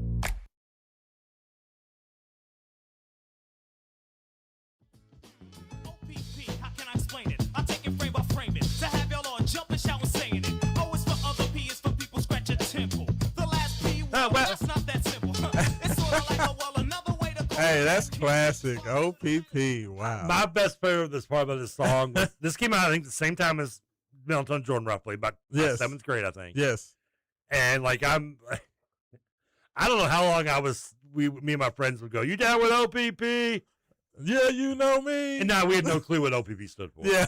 Like we were like sixth grade, maybe right, seven. I have no idea. We had no idea. Yes, that was we're hilarious. just like, OPP, yeah, you know me. Right. That was one of those songs where especially a lot of the older folks knew it was such a popular song, but they had no idea what OPP meant. They just knew the song. They knew it was very popular. But then, like, if your parents found out, like, what it meant. What actually, yeah. And if you listen to lyrics, it's not like they hide it. Yeah, I mean, no. The band is naughty by nature. What right. did you expect? Literally. I do appreciate, though, is that at least, and I don't want to think the word subtle describes OPP because, I mean, it is kind of self-explanatory, but it is a little bit of subtlety to it, opposed to, like, Florida doing Whistle, which, I mean, you've got, soccer moms in the front, of the car with their daughter singing Whistle with their daughters. Right. It's not subtle. Yeah. Not subtle at all. I mean, it's about as subtle as a Too Short song. Like, that's fair. I do. Yeah, I think that. I mean, is it mad at me that like I want to see more subtlety in my? Give me absolutely. Make me think a little harder about it. I mean, well, I don't know. They had that one song. What was the one song where the dude's dancing on the dance floor and the girl starts complaining, talking about you're poking me or whatever. You remember that song? Too close. Yes, too close. Yeah. That was definitely not subtle at all. I played that one day on here, and Mike brought up kind of like me with OPP was like, we played that at like my sixth grade dance or something, and we were like, are they serious? It's like, how do you not know what they're talking about? And I had no idea. The funny thing is, back when that song came out, I had no idea what they were talking about. I don't know why, but like it just never. In H-Town, throw you for a loop there. Yeah, it just, somebody knocking the boots. No, that one I definitely got, but for whatever, Too Close it never registered. I don't know why. It did not, but it didn't. But shout out to Tretch from Naughty by Nature. He's definitely a friend of Waco 502. Is he? We hung tight a couple derbies ago. Okay. He was one of the featured guys at the Unbridled Eve. Now he was the one that I don't know if he married or was just dated Salt or Pepper, yes. one of the two. Yeah, because he's in the shoot video, right? Yes. Yeah. Yeah. Which one was it? It wasn't Tretch. It was the other guy. Oh, okay. Did they marry or did they just date back I don't know. I think he dated Peppa. I think. Which one do you think was hotter, Salt or Peppa? Ooh, Peppa. If you had to pick Peppa. between the two, is it cheating if I said I'd want Spinderella? Because I always thought fair. No, Spin was absolutely the finest one of the group. I feel like they put her in the back because she was absolutely yes. Like she had a look down, yes. Maybe yeah. Yeah, they had maybe to put Spinderella in the sex. back. Yeah, Jessica once again just alienating poor intern Ian. He's like, man. No, I bet Ian knows some of these songs. He's got a little '90s feel, mostly grunge. What song we started about? Talking about Salt and Pepper. Salt and Pepper. The rap group. Salt and Pepper. Push It, which was not. Like, there was no like hidden agenda to that one. Yeah, my grunge rock's a lot more deep than '90s hip hop. I know good '90s hip hop like Tupac and Notorious B.I.G., but I don't know Salt and Pepper. Yeah, this is a hot take. I've had it. That's before. some deeper stuff I can't know. Biggie Smalls is. I love the first album. Yes, Biggie Smalls' legacy is better because of his death. And I mean, ooh, that is a hot take. What I mean by it is, if Biggie isn't killed, unfortunately, I'm not saying I want him to die, but if he lives on, he's not looked at the way because I think his career is that second double album, like, I like. Oh, I just listen. I like Life After Death was out. I thought I liked the album, but Yes. I felt like if he had stayed alive, I'm not saying he'd go the way of Craig Mack, but because of P. Diddy, who by the way did have him killed, if you don't know that or not, I've been telling people this for 30 years and they're now starting to believe me, is that P. Diddy would have influenced. Look, if you look at the P. Diddy sound and music Yeah. he did, I feel that would have leaked into Biggie and just kind of watered him down and ruined the Biggie. What made Biggie great, which is that first album and Yeah. some of the second album. Yeah. And then he was gone. Like, that is definitely a hot take. I wholeheartedly disagree with you. To me, and there's Biggie- others you can use that theory with. Yeah, absolutely. Some No. have used it with Kurt Cobain. No, Buddy Holly comes up as one of those possibly. My biggest thing that I loved about Notorious B.I.G., and I'll always say he's my favorite hip hop artist of all time. Biggie smells good. Yeah. He just, the way he was able to rap and flow, and you could always understand everything that he was saying. And Yeah. he could paint a picture, but did it in such an entertaining, melodic way. I loved it. You know what I'm saying? Like his whole style. Like that was just me personally. Like most people, especially in my generation, love Tupac more than Biggie. Well, Biggie But was more New York style. I was Yeah. more of a Biggie guy. I just loved his delivery. I loved his, just the way he went about it. I just thought that he could always tell a story, and you could just envision whatever he was talking about. I think Pac could thought do. that He did was- it quicker. Yes. He was a lot faster doing Yes. it. Yeah. And Big Papa, by the way, I definitely go to. Yes. I need your help on a few lyrics, but we can do that song together. That's another one that Yeah. Big Papa's one I do for I mean, I karaoke. could do Big Papa, One yeah. More Chance is one that I do for karaoke also. But yeah, I don't know. Because I look at what P. Diddy did to. But yeah, I mean, P. Diddy just kind of watering down hip hop in the late '90s. Yeah. And just turning it into what like Winger did to rock music in the '80s. And I do have a worry that I wonder if Biggie had lived, if P. Diddy had Good question. Like honestly, I do think that if had both lived, where his legacy would have gone. I think that me personally, Now Tupac's legacy is already set. I feel that Tupac would have. I think their post rap career, like, because everybody only pretty much once you get to that second or third album, your musical portion of what you do pretty much goes by the wayside. I think that Tupac was going to go on to have a great career outside of music, and I don't know if it was going to be. I like acting. I thought he had a great career, possibly in acting, but I think that he could have done. I think he was going to do a lot outside of like music. I feel his legacy was already kind of set because he'd had like 4 albums at least or something. Yeah. Like, when Prince passed, a buddy of mine made a comment. When Prince died, he's like, "Man, this sucks. We're gonna lose so much great music we could have got from Prince." I'm like, "Dude, Prince has done like right 20 has done like 20 albums the last 20 years. Yeah. You don't give a bleep about it, okay?" Yeah. Prince is great. I'm not listening. I was sad to see Prince go. I love Prince. Yeah. Prince versus Michael. I'm probably lean Prince a little bit, and that's before we even knew about Michael. Yeah. And I do love Michael too. Don't get me wrong. Not like that, but you know what I mean. But yeah, I was like, come on, dude. I was like, you can't say that, bro. Buddy Holly goes, it's what could we have gotten? Yeah. Biggie goes, what could we have gotten? I think that we were definitely right with Tupac because I think that Tupac was going to go on to have a great post musical career. I like that. That's the one thing I'll say personally. I like Biggie better, but I think that Pac was going to have the better second. With the way hip hop progressed, the way it did in the his 90s, second stanza away of from, his life. I think he'd have been better in acting. But I had this discussion with somebody the other day. We were talking throughout the. Who are like, not top 5, but who are some of the best, musicians turned actors in history. And I think Will Smith comes to my mind. Yeah. He hasn't done really anything good since 1999. Will Smith, Ice-T. I think Ice-T's it there. I mean, Ice Cube has done an excellent job. He's done several things. But Tupac. I think Pac would have been better than all of them. You had Juice. You had obviously Above the Rim. Gridlock. Like I said, that's the one I told you needed to watch. I need to watch. Watch that. But like he was good. Jason's Lyric. I think I saw not that Jason. One. Yeah, not Jason's Lyric. What was the one with him and Poetic Justice. Poetic Justice. Thank you. Janet Jackson. Yeah, Jason's Lyric was the other one, but yeah, Poetic Justice. Like he was just getting started, but Pac was going to do a lot of things. I think he would have been a very good social activist. I think he was going to do a lot. But so it is definitely a shame for both of those. But yeah, Notorious was always my favorite. I think I still have him number 1. I think that if Notorious is still alive, then Jay-Z is never looked at the way Jay-Z ended up being looked at. Would we be looking at would Tupac could? I know this is a bad word to use, but sell out, like in terms of his acting roles. I mean, because I say that and you go, no way that would ever happen. Tell it to somebody who used to listen to as a kid to Death Certificate about Ice Cube. I was going to say, Ice Cube. And then turn on, hey, Are We There brother, Yet? That's because he got that Are We There Yet check. Okay. And And was whoa. I don't mean to make it sound like I'm being negative. No. Because listen, at some point you deserve to make that money, you know. Yeah. So you I get mean, that first check. It's kind of like Eddie Murphy said that, when he got that check for being Donkey, he was like, hey, I'll be Donkey as long as y'all want. Oh, well, I wish he would have Shrek. I love me some Shrek. You know, in the morning, I'm making waffles. I'm telling you. I love me some Shrek. In the morning, I'm making waffles. I still say get another line. I'll say it. People will look at me like, that's what where the the money bleep is wrong with you? That's where the money is. If you I can usually get like one of them the, roles in those kids' movies, man. I like saying Seuss from Gravity Falls. You know Seuss from Gravity Falls? My son loves Gravity Falls. Yes. I don't know Gravity I'm so Falls. sorry, Dad. I totally killed that fairy. That's pretty good. Yeah, that's pretty good. Yeah, People told me how to get Seuss. That is pretty good. You never let one rip. I'm like, it's the sulfur. I promise.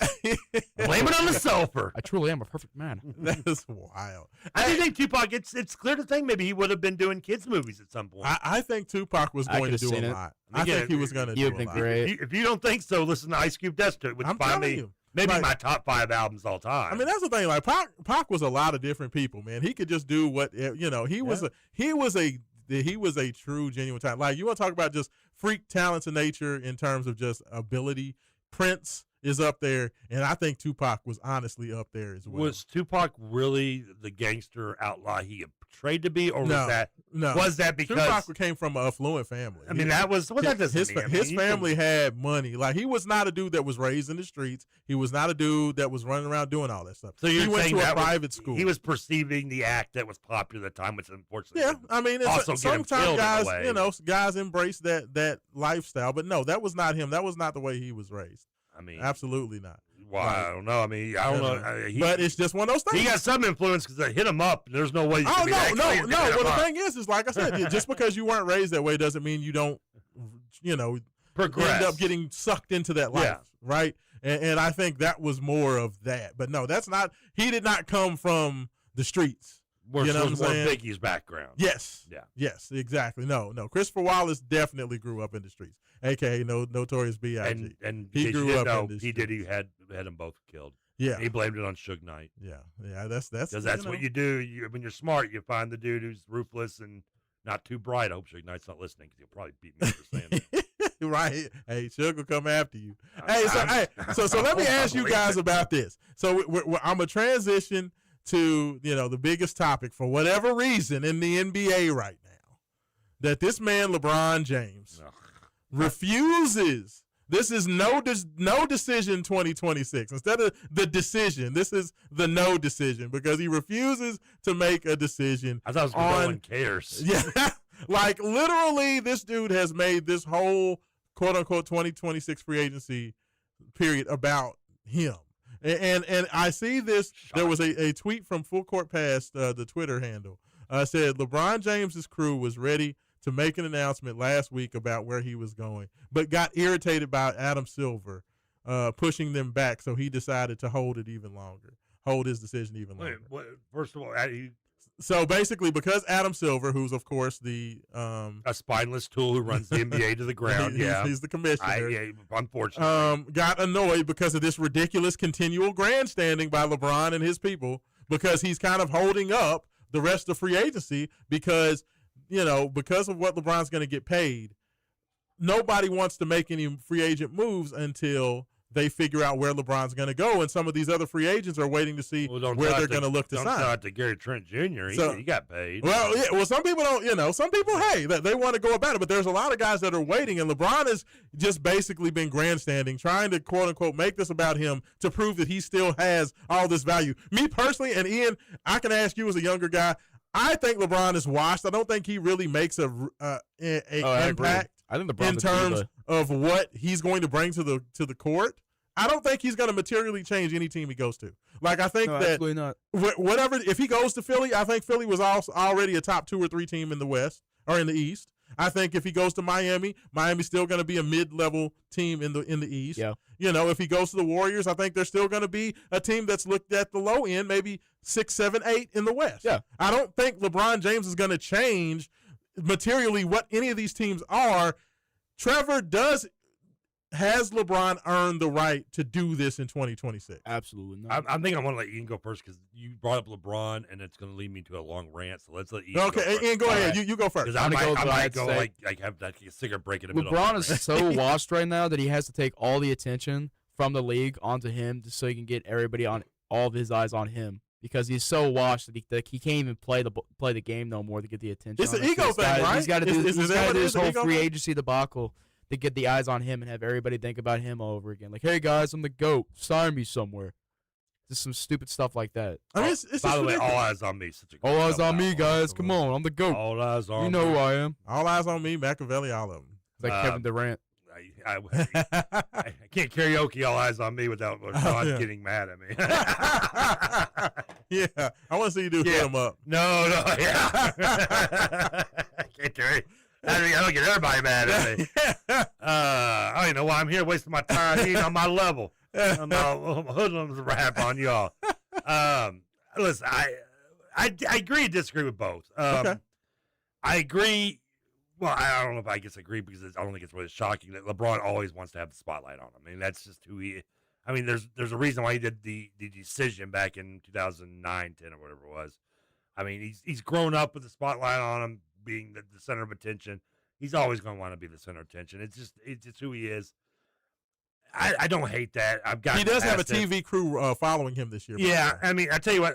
On one hand, while I think LeBron can be a little soft, I also have to give him credit for the being in the spotlight the way he has his entire pretty much career. I mean, just the pressure of actually being that good.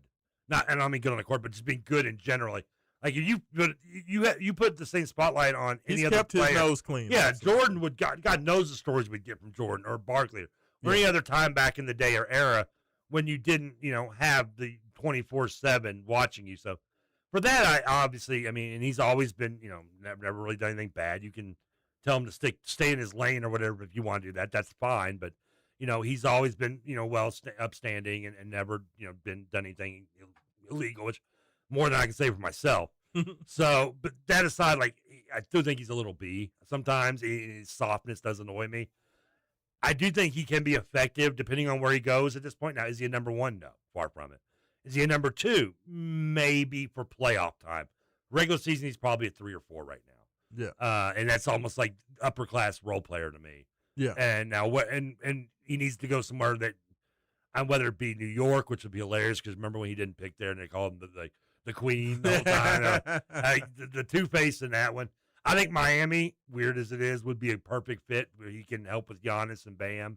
Giannis, I think, without a doubt, is the best player in the East. I don't think it's even close to the second, at least for the next few years. And that would obviously help them because the rest of their team is duty after Bam, pretty much. No offense to Ryan Caldwell, but he's a rookie, and it is what it is. I do annoyed by the fact that he's complaining that the NBA is waiting for him to set the bar, which is weird because that's what he wants. He wants to be that trendsetter. Oh, absolutely. So it's to complain out of one side of your mouth and talk about how much you want it really out of the other is annoying. But also annoys me most about him and Adam Silver is that the NBA is they specifically have come out and said until he chooses his team, we can't do the schedule. Yeah. Which just is another case of Adam Silver being the spineless tool that he is and is the worst commissioner in the history of the NBA, which is a short list, don't get me wrong, but still by far the worst. And when he's gone, Shout out to David Stern. You know what? I wholeheartedly disagree because Chris Paul should have been a Laker. We should have seen Paul and Kobe together. Stern wasn't perfect, don't get me wrong. I hate David Stern. As a Pacer fan, I've got multiple concerns with with Mr. Stern and conspiracies and things. I've got some beef, as much as Goodwin has with Harrison. I've got beef with Stern, but I also respected Stern for the fact that he knew the stars had to be the ones that run the league, and that's fine, and that's still the case. Yeah. But he also had a spine, and if somebody cheats, I don't know, the Clippers. Yeah, Adam who Silver's have blatantly he's been a little soft. Blatantly broke the rules, but But hey, if the Clipper owner is somebody you don't like, you get him out of the league. If he's somebody that you love, you overlook the fact that he's cheating blatantly on the salary cap, and you do nothing about it. And that's just one example of multiple times he's done that. Stern wouldn't do that. Now, they hit Minnesota too hard when they think they did, and they rescinded some of it, but nonetheless, they still got punished.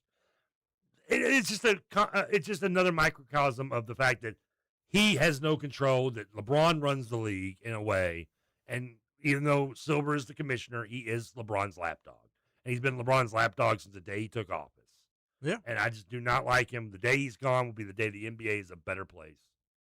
I just don't like him. I mean, no, it's fair. I mean, it's fair. I would like to see LeBron. I mean, where is LeBron going to go? I mean, Cleveland seemed obvious. I mean, I don't know who the Polymarket people are, but Polymarket, quote unquote, is like this, I guess, this odds firm that gives you percentage chances for, these free agent moves or whatever. And I've seen, Polymarket say that, at 1 week, it's like a 70% chance LeBron's going to Cleveland. Then the next week, it's a 50% chance he's going to the Warriors. And then the following week, you got, Philadelphia and Miami are both at 33% with the Cavs. Like, I'm like, who?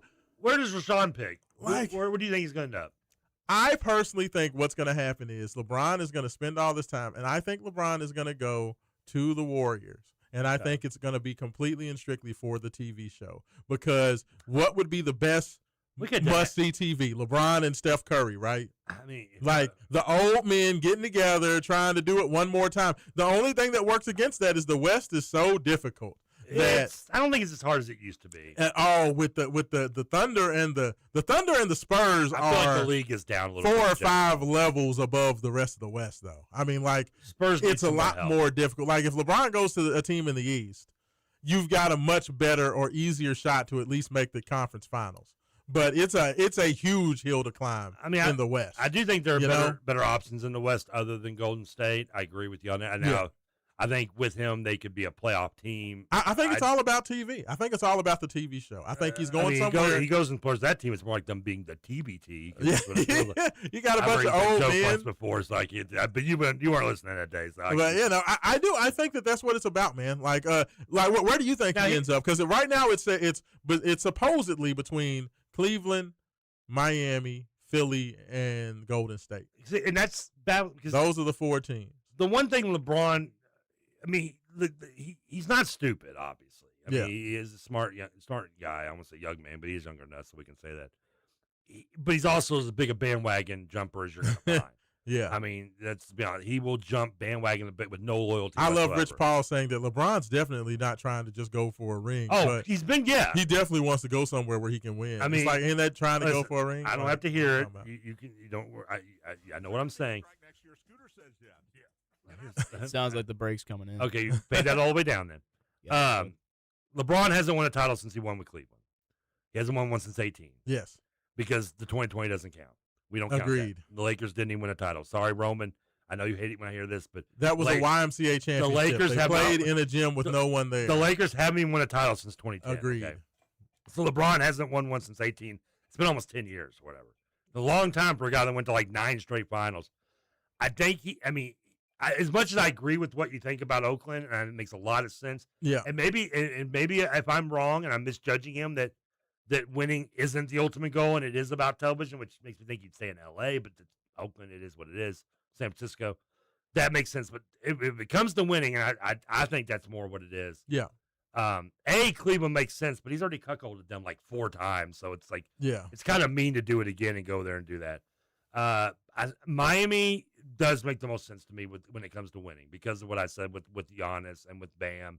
He can be that third wheel. He can be a guy that if they need it in a certain game can step up. Philly, the problem with Philly is one. They got Jaylen Brown now. I know, but here's the thing with Jaylen Brown is Jaylen Brown is he's a great regular season player. He's very underachieved in a lot of. Boston has. The man did win the MVP. Yeah, and how many times did he's a Finals MVP? How many so times you can't say he's a regular season. How many player. times was he on a Boston team that got beat by a team better than him in the playoffs? I can't disagree with that. Every year, but the one they won. But he won though. He was the Finals MVP though. Like and you can't really ignore it. The problem with Jaylen Brown is that he is his worst enemy when it comes to playoff basketball. He goes into that 3-point gunning philosophy, and he is not playoff. You lucky we got to go. We at the top of the hour because that would be very interesting. And that said, Yeah, we can talk about this in the next hour. I take Kelsey right here. Joel Embiid is like maybe second individual player on my list in the East, but that's when he wants to be, which is like 1 out of 50 days. So that's the problem. When Joel Embiid wants to play, he wants to come out and play. Joel Embiid can be as effective as anybody. Hey, we got 30 minutes left. This is the Mike Rutherford Show. Hard-hitting sports. Coming back on the other side, Mike Rutherford Show. Big X Sports Radio.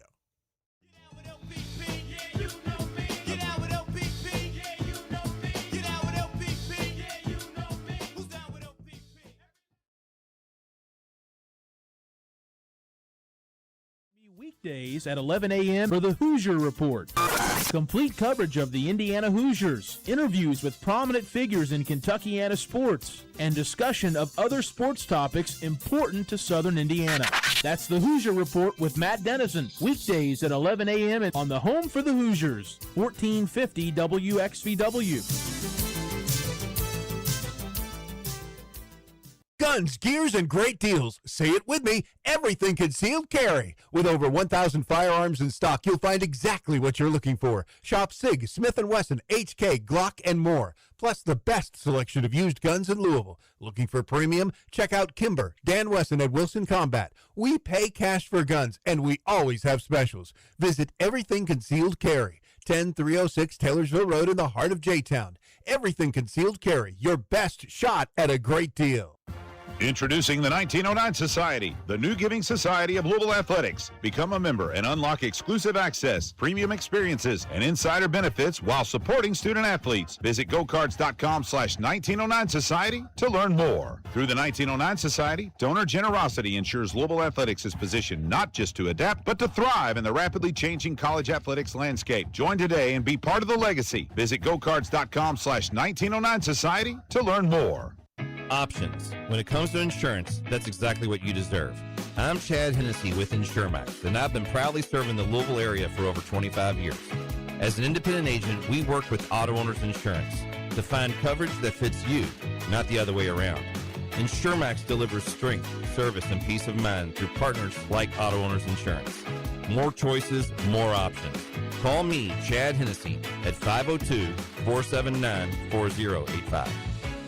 When design is key to your landscape project, give Walnut Ridge Landscape and Design a call at 812-288-6691. Walnut Ridge has more experience than any landscape company in the area. Remember, Walnut Ridge Landscape and Design. When design is key to your project and you want the most experienced landscaping company in the area.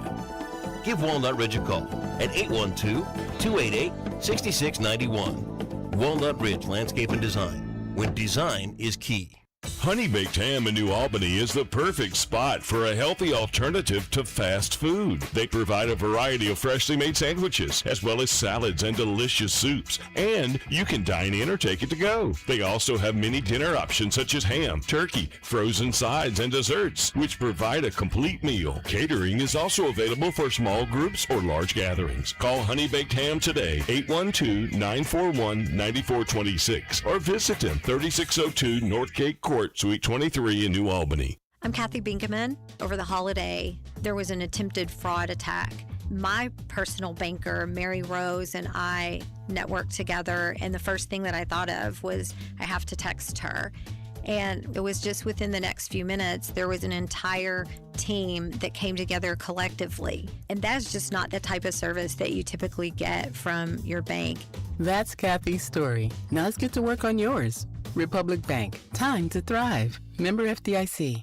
Looking good in the neighborhood today. Lots of sunshine mixed with a few clouds passing overhead, but no worries on storms today. And the humidity level is dropping by the hour. Hopefully you've noticed the difference. It will help make you in for a little bit of a breeze at times as that drier air flows in. We'll take that too. High temperature near 80 tonight. 50s for most areas, near 80 tomorrow. The Wave Storm Tracking Team. I'm Brian Good. This is Dugan Ryan. I would love the opportunity to talk with you about how we can help grow your business and have your business's brand associated with Big X Sports Radio. Give me a call today at 812-725-1457. This is Kentuckiana's only locally owned sports talk, The Big X, AM 1450 and 96.1 FM, WXVW Jeffersonville. He was But this wasn't no ordinary man. He stood about 6 or 7 feet. Now that's a creep I I be did listen seeing to this in my like 6 sleep. times to make sure I got a clean version. Yeah. You can let that play a little bit. Turn that up a little bit more. Fifth ward bees on him. The more I swung, the more blood flew. Then he disappeared. Then my boys disappeared too. Then I felt just like a fiend. It wasn't even close to Halloween. It was dark as death on the street. No, that's so funny because he was like, he stood about 6 or 7 feet. It's like, that's not even that tall. Yeah, You were getting nervous, like, uh-oh. Well, I know that next word because they replaced it with creep, though. Don't worry. That's so funny. I guess I think I listened to this like 5 times last night to make sure there wasn't any cursing slipped in there. I love me some Ghetto Boys. And just FYI, no, your mind is not playing tricks on you. I am not Mike Rutherford. I am Rashawn Myers. Look at you with that perfect word. Yeah, the alliteration. This is the Mike Rutherford Show. 30 minutes left in this show. I know you guys have just enjoyed the foolishness, allowing Trevor to get off the porch and kind of do what he wants to do. Texans are like, no, he interrupts Mike all the time. Crap all over the backyard. This is pretty much everything else. This is a normal day. Except Rashawn's too nice to tell Mike. Unlike Mike, Mike tells him to shut up. Rashawn just lets him go. And I want to read as many of y'all's texts as I can. But before we do, I want to just talk about the fact that we all know that Louisville basketball right now does not look like they're going to have any official streaming for the games down there in the Bahamas next week, which definitely sucks. I took off work. I was fully expecting. You took off work? I took off work because I was going to watch the games and then hop on podcasts. Was my plan. So now the fact that they're not, I'm still off work. So, now what am I going to do? I might just come in here and just bomb in on Mike's show and just pop in on the microphone. That's the only thing. The only positive in this news, which is very little, is that I wasn't going to be able to watch it live anyway because they ranked they're both at 3 o'clock. Well, one was at noon. One's at noon. Okay, two. One's at noon and 2. Okay. So, they were both. Either way, I'm at work. I'm on the air. So absolutely. You're going to be in here, either doing the Blue Neck show or Mike's show. And so I wouldn't be able to watch it live as much as that would disappoint me, but I would be able to at least watch it when I got home. I mean, yes. So this is the first time since 2012 that Louisville's overseas trip is not going to be televised. Every season. There was one in 12? In 2012, yes. That was the one where Russ Smith had his breakout. I thought we talked about, me and Mike brought that up, it did get televised. It did get televised. No, the one where they were over there playing the bellhops. Yeah, that game was on air. It streamed. Yeah, no, that's what I'm saying. Every year since, starting in 2012. I thought you were saying every overseas other trip. Than that day. No. It's starting in 2012, every Louisville overseas trip has been televised. In some way or another. Yes. So the fact that there's no coverage of this, no radio, no, audio, no nothing, is ridiculous. I mean, that's the nicest way of putting it. I mean, it's what the reason why, and for me, it sounds like they're saying that it just cost too much because Louisville would have had to set up the whole thing themselves and had to pay for it, and it's just not. It's how much does phone cost? Yeah, right. I'll mail a phone. Even if they recorded it and then just put it on Cardinals.com later. And didn't do it live. To me, you should do something. If you can at least record it and put it on GoCards.com and do a tape delay or something. But they're going to record it for practice reasons, Record it and put it on YouTube. We had a texter or somebody bring up the other day, that there's going to be a student manager up there somewhere recording the game. Yes, they're going to be recording the game. I mean, why? I mean, if you're Louisville, I know that there's obviously probably legal reasons why they can't show that. If you can't show it live, something Learfield or ACC or ESPN, which, by the way, I don't know what ESPN's airing on those days at 12 and 2, but I promise you, I swear, I will put my foot on the line that tells you there is no whatever they're airing technically that day, which I don't know because I don't watch their crap televisioning, is that our game in the Bahamas against 4 bellhops and a hotel manager would get better ratings than whatever the hell they're showing. Guarantee it. Guaranteed. So, I don't know why it's not happening. Some people say money. Some people say Coach KP didn't want people to see. It's got to be something to do with PK. I bet you Coach PK didn't want it out there. I don't know. There's probably a whole new philosophy switch. It's probably he wants to keep that under wraps. Wants to hide. I think hide that away from the other team. This is kind of like with Mikal. I think a little bit. I think it's saving money. PK is willing to fall on the sword for I think the Learfield or whoever owns it. So he's going to say he's willing to accept Kind of like with McKellar. I agree. He never point blank came out and said, I want him to play. He didn't, Yeah. He didn't have to. The fan base kind of took it on their own. But I think this is something to do with him as well. And maybe I'm wrong, but, there's no reason to throw, Learfield or ESPN or ACC Network or whatever under the bus. Now, we can do it. Yeah. We can throw him under the bus. We can back it up, Absolutely. reverse, and do it again. But with him, I can see where, listen, and because everyone knows who's probably to blame, he can sit there and go, it's on me. We know it's really not on you, Pat. Well, I think no Kelsey would want to keep it hidden. After the University of Louisville reported that $30 million deficit and everything else that's been going on with the athletic department, maybe they're just trying to save money, and that's fine if that's the truth. Do you know how to make money? You charge $5 for the people. Would you pay $5 to watch these two games? Absolutely. Would you pay 10? Yes. How high would you go? Probably 20. That's about where I would go. I would pay 20 if I could see both games. Yeah. Yeah. I mean, so I would say I'm not. I would do that. This isn't me being cocky as a Louisville fan and big like we will take over like BBN or type thing. Even at $20 a pop, I mean, you got to think what 500 people maybe. Yeah. Oh, it's gonna be more than that. Let's say a minimum of 500 people. Like, do some quick math for me, Ian. You've been in school more recently than us. Yeah, what's the math? What's 20 times 500? 20 times 500. It's like 10 grand or something. I don't know. I mean, like it feels like you could make that money back. I know you got to calculate. I think the streams, the 2 years ago, would that be 50,000? Would it really? 20 times 500 is 10 times 500 would be 10,000. I had it right the first time. Yeah, but like 1,000.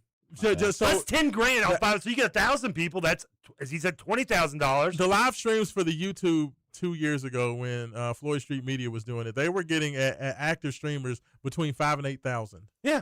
So think about that. You cut that number in half and say 2,500 people pay $20 a piece. I mean, that's $5 grand right there. You know, it's no 2,500. 2,500. Oh no, that's what I'm saying. Like, yeah, that's almost 30, 40 grand. That to me makes sense. But and here's the thing: you can still charge us $20. Here, and I don't know, maybe I shouldn't be admitting this, but you can almost just like as bad as like you can give us a signal as bad as God love Kenny Klein airing it on his phone, and charge us $20, and we're gonna pay for it. You don't even have to bring down the equipment. You don't have to bring down the announcers. Just give a cell phone to a student manager. Well, this was the thing that we are that desperate. We are that stupid. God love us. But let me ask you this, Trevor. Pay still to watch that. Let me ask both Somebody of you guys a this. plane ticket down the Bahamas. The Indiana Hoosiers basketball team, right, is playing in the FISU Americas Cup. Okay, I don't know what the FISU means. FISU is the we need to dump that. Is the commission. I don't know who the FISU people are. You just cursed in Spanish or something. But in this, it's like a little Olympic invitational. So it's not only basketball. They're doing Olympics. They're doing gymnastics. They're doing all type handball. They're doing their soccer. I think they're doing all these different events, right? So Indiana's down there representing the USA. Yesterday they played their first game against Peru. In this tournament. Let me tell you something. I pulled that up on YouTube. That was literally the worst, like, choppy streaming. I saw it. It was hiccuping every 4 to 5 seconds, and it got preempted because the stream got so bad to where they started showing miscellaneous athletes getting their medals on a podium. I had no idea what event it was. The scoreboard couldn't even hold the score. Well, they were speaking in Spanish, or it was either Spanish or it was Portuguese, but I couldn't understand anything that was happening, and it literally cut out almost the whole first half of the game because it was. Now, Trevor, even as a Louisville fan, would that drive you bananas if you were supposed to be watching a Louisville game, but the stream was so bad that you were watching either handball between Colombia and Brazil or watching people on a podium waiting for the Louisville game to come back on? I mean, I do it every time ESPN Zap covers our preseason games, so, I mean, why not change? Yeah. That's how you describe ESPN's app the way it works when I try to watch exhibition games on there. That's fair. Which drives me nuts. I don't know. I almost felt like that would be worse. Like if I was expecting to see Floyd Badunga on my TV and instead I'm seeing some little girl win like a swimming medal, like when my game is on and my dudes are running up and down the court, that would drive me insane. Wait a minute. What was did she deserve a win? I don't know. It was very interesting because all the athletes from Peru got all the gold medals while I was watching. I'm like Peru's athletes came in because they were in Lima, so like it was kind of interesting that the Peruvian athletes were getting all the gold medals. I mean, this is I know. Well, it was interesting listening to Dennison on the Hoosier Report as I do every day driving in. I always enjoy doing that. He was telling me, and he told me this. I was talking to him off here yesterday a little bit. The cluster bleep that is this Indiana journey. Yes. Like they don't even know like their times and dates of games. Like oh yeah, they got down there and like they were like TBA were like it's like the dropping of the Dunder Mifflin website. It's like it's just like TBA. TBA. They announced when do it we was play? supposed You're to be playing at in 6. 20 minutes. Like what? It was weird because they said that the game was supposed to start at 6, but then I turned on the game at like 6:30 and it wasn't on. And they're like, no, well, the game's going to start at 6:45, and then they started playing it at like 6:25 or something. It was. So you tried to watch it? I did. Yeah, I wanted to see. I am a college basketball nut, Trevor. So why'd you want to watch Indiana? I wanted to watch. That very nice. You know, I wanted to see what they had. I wanted to see what the Cement Yikatolu era was going to be like in Indiana. You know, so I mean, they're a football school, right? yeah. So, but all I'm saying is that it could be worse. Maybe it's better if we just get a box score at the end of the game, y'all. Maybe. No, I don't want. That's just gonna make me angrier because then I'll look at it and see like Badunga had like Bojan Zhang had 35. Yeah, like somebody Carter Knox hit like 6 of 10 from 3 or something. Which that's not the reality, but it probably wouldn't. But that's probably a good chance that's not going to happen all year. So I'd like to see it. Yeah. I know we're going to beat this team. I mean, expectingly or hopefully beat these teams by like 100 points, but. Who gives a bleep how much? No. We want it. Hey, but I tell you. Not to mention, what else are we going to do next week? That Peruvian team that Indiana played, I swear they looked like they were all in high school. That was the youngest looking team. I don't know what team, how old those guys that they were playing. They all looked like they were in high school. I swear. Like, did you see the final score? It was like 113-30, wasn't it, or something? Yes. I mean, it looked like a high school girls score. They look like a high school team. I kid you not, Trevor. It looked like a high school team. Like I don't know how old those dudes were, but yeah, that was definitely the Silence of the Lambs. Indiana's pumped up now. All right, Ian, what we got? We got a national title. All right, let's see. We got this texter saying Rashawn Montrez nickname should be Dr. Doom. He's UK's Doomsday tonight. Hey, I like that. I like that. Yes. It should be Dr. Doom. Yes. I need him to come out with the hood on. I need it. I mean, where's the do-rag thing on the back? I mean, it's pretty sure, he puts you should wear a Dr. Doom do-rag or something like that. I love it. All right. Next one we got by the Little Dumper. Little Dumper, what's happening? Did Trevor finish the Harry Potter series yet? Oh, man. Trevor has not. Shame this man. Shame. Boo this man. All right, so. TK, you suck. Yeah, well, no, multiple reasons. And this being one of the prime ones, I guess. I got through the first 3. Which do I not at least get like a high five credit or a cookie for finishing the first 3? No, you didn't even get through the first 4. Okay, there's 8 of these movies. You finished the first 3 the last time I was on the air with you. Yeah, you didn't even get halfway through them, Trevor. You didn't even get halfway. So last night I was trying to think of something to watch, and it's funny because I didn't remember. I was like, I started doing the music. I'm like, oh yeah, I got Rashawn tomorrow. I can do my 90s. I can do some old school rap. Go just do your Harry Potter. And I was like, I need something to watch. Let's watch Harry Potter 4. I was telling Rashawn this off the air earlier, and so I put it in. It's the Goblet of Fire. Yes, that's a good one. Yes, you would think it's my favorite one. At what point? Where did I tell you I stopped when he was putting the name? How far? Yes, when they were putting their names into the Goblet of Fire. 25 minutes. Yeah, in, maybe? You're about 25 minutes in. And I stopped it to go heat some dinner up. He went to go heat up a Hot Pocket. And came back. I came back and started watching reruns of I think Young Sheldon or something like that. Get back on it, dude. You missed out of good spots. And I don't know why. I told him because this is when it gets good. Like Harry Potter literally gets good at Goblet of Fire. It's when it gets really good. There's 7 movies. There are 7 movies. And it was very good in those last 4. It's called world building. They had to establish the world, Trevor. How do you think Lord of the Rings did it? Well, who said I liked Lord of the Rings? Lord of the Rings was as boring as anything. I do not like Lord. I tell you right. You want a hot take? Best Peter Jackson movie, The Frighteners. Never heard of it. The Frighteners? The Frighteners. Never heard of my life. Peter Jackson's The Frighteners, which I saw in theaters. That's wild. Good movie. Michael J. Fox has a near-life experience. So that's like saying that he can see ghosts. Sleepwalkers is the best Stephen King movie. Movie sucks. Well, I don't care what That's Frighteners. wild. Hey, Frighteners is underrated.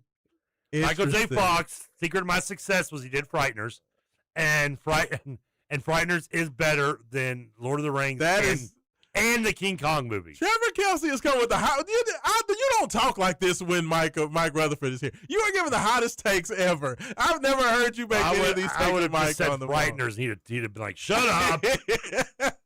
Hot take Kelsey today. But then again, Wow. also he doesn't even he stops listening when I talk to. So. Wow, that exactly. And we're just letting you ramble, and you are hitting home runs today. I just like brother. the fact I can talk trash about Mike until when he gets back and everybody tells him I did it. What else we got on the Then text Then line? he beats me. He does abuse me. That's hilarious. Ian, what else we got on there? All right. Next we have by Boxcar Bob. Calvin and Hobbes is the only answer for favorite comic strip. Fair. And he's got a photo of tattoos of I believe Calvin and Hobbes on his arm here. Wow.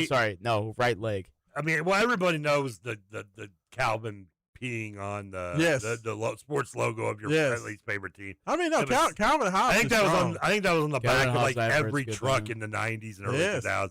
Yes.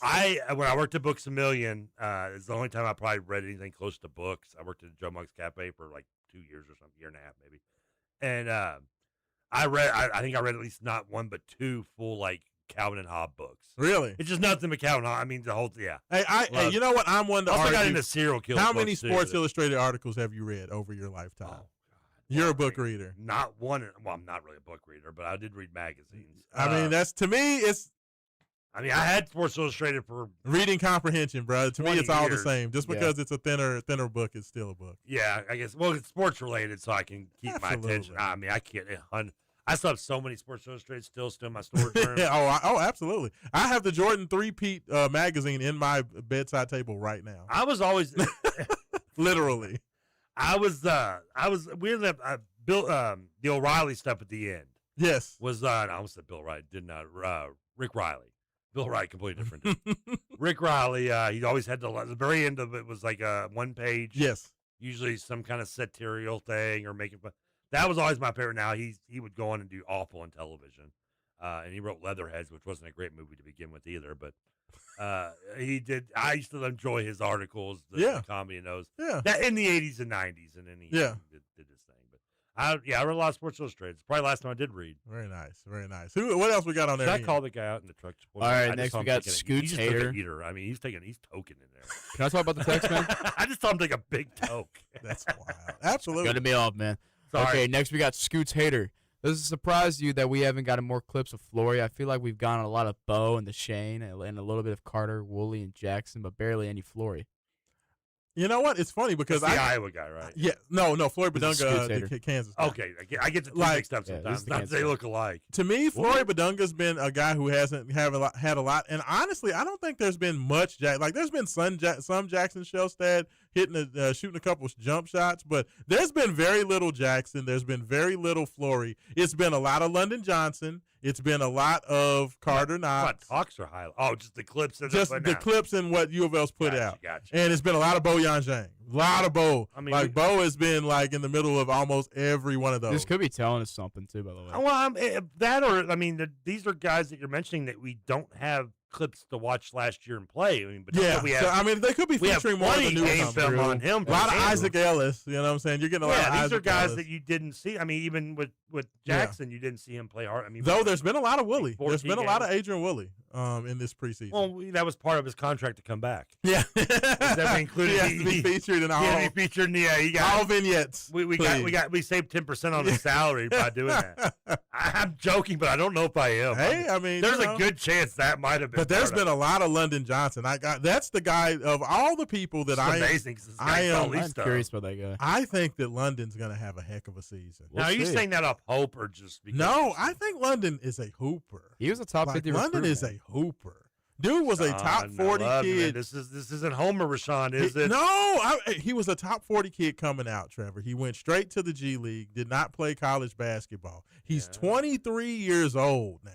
Like, dude has played a lot of basketball. Well, none to be seen. Well, I mean, but I think that he's you put him on a college court at 6'3", almost 6'4", 200 and so maybe 205, so somewhere in that range, point guard, very good handle, very good passer. If he can shoot the ball, because like from what I understand it, the biggest thing that held him back in the league was he was never good enough to be a good enough consistent shooter.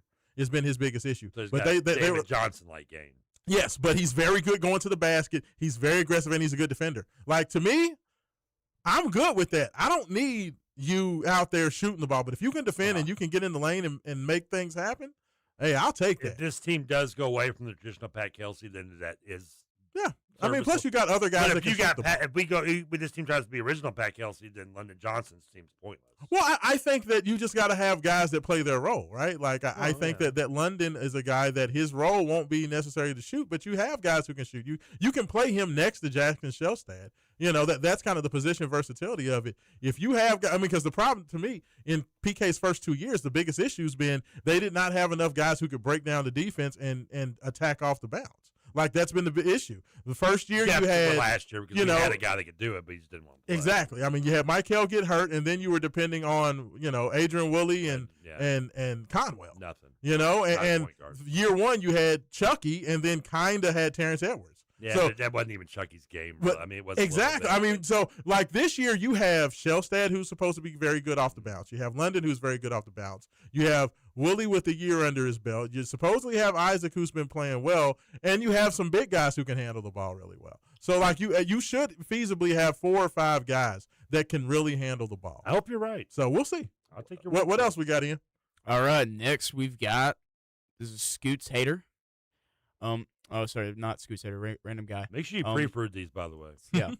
Trevor has some butt takes. Fast food, it was definitely the other word when I said butt, by the way. That's fine. That's good. Fast food 100% deserves to count in the required food service idea. Thank you. Also, Trevor retelling that everyone sleeps with each other in the food industry gives off the same energy as this meme, and it's a photo of a guy in a party hat sitting in the corner while a bunch of people are partying and dancing.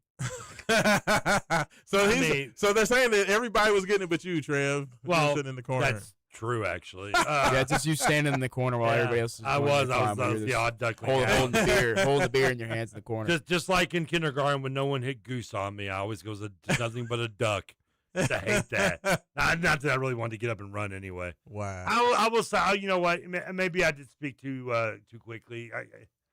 It is food industry, but it's a different kind. Hey, let me tell you something. You take 50 White Castles off that hot plate when somebody needs 200 White Castles. How about that? And I got to go to White Castle. You feel me? Like, how much did a 10 sack cost when you worked there? 10 sack was what? 4? No, I don't think you were that high. No, it's like $4 or $5. I was gonna say 90. Like I remember when I got my license, they were like $3.25. Yeah. The Mike Rutherford Show was brought to you by United Mechanical. I'll never forget the day we went to White Castle and a 10 sack was $4.20. We were like, "There's no way." I'm like, hold on. I was like, it's not that time. I was like, I know my time ain't off that bad. Well, we might go. But how many takes we got left? We got a bunch. We got a good amount. Okay, let's go. Let's fly through them then. Yeah. Go ahead, real quick. All right. Hold up.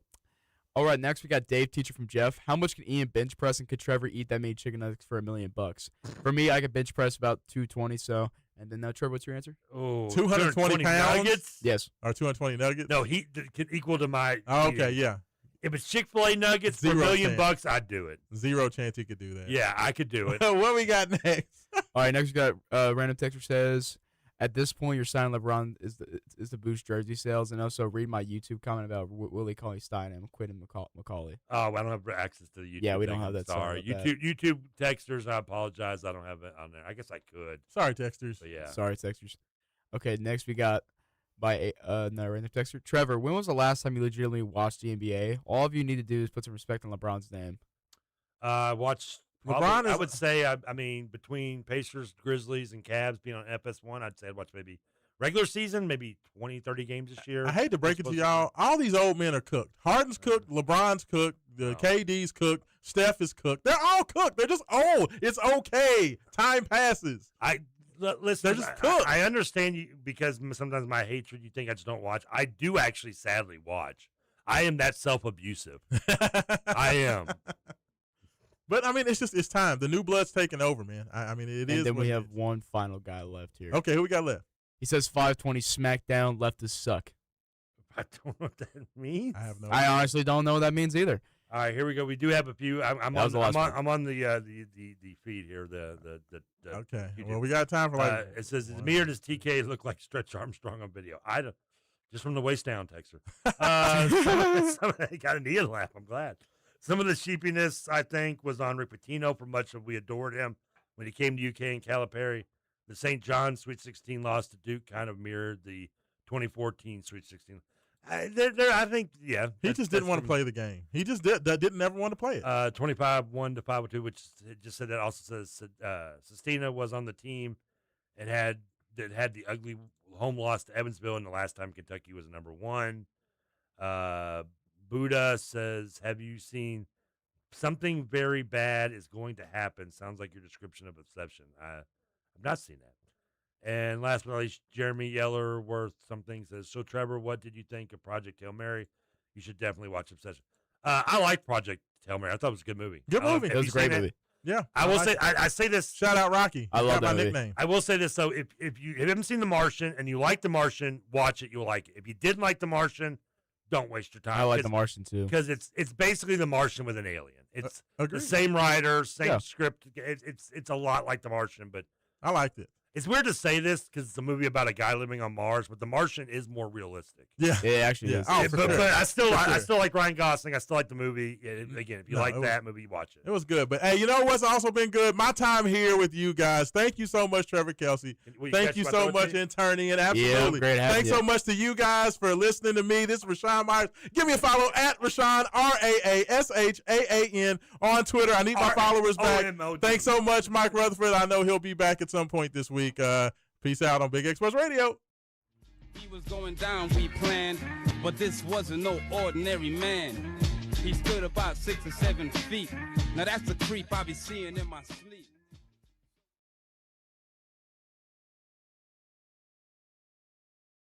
John Burke's United Mechanical is your trusted partner for commercial and industrial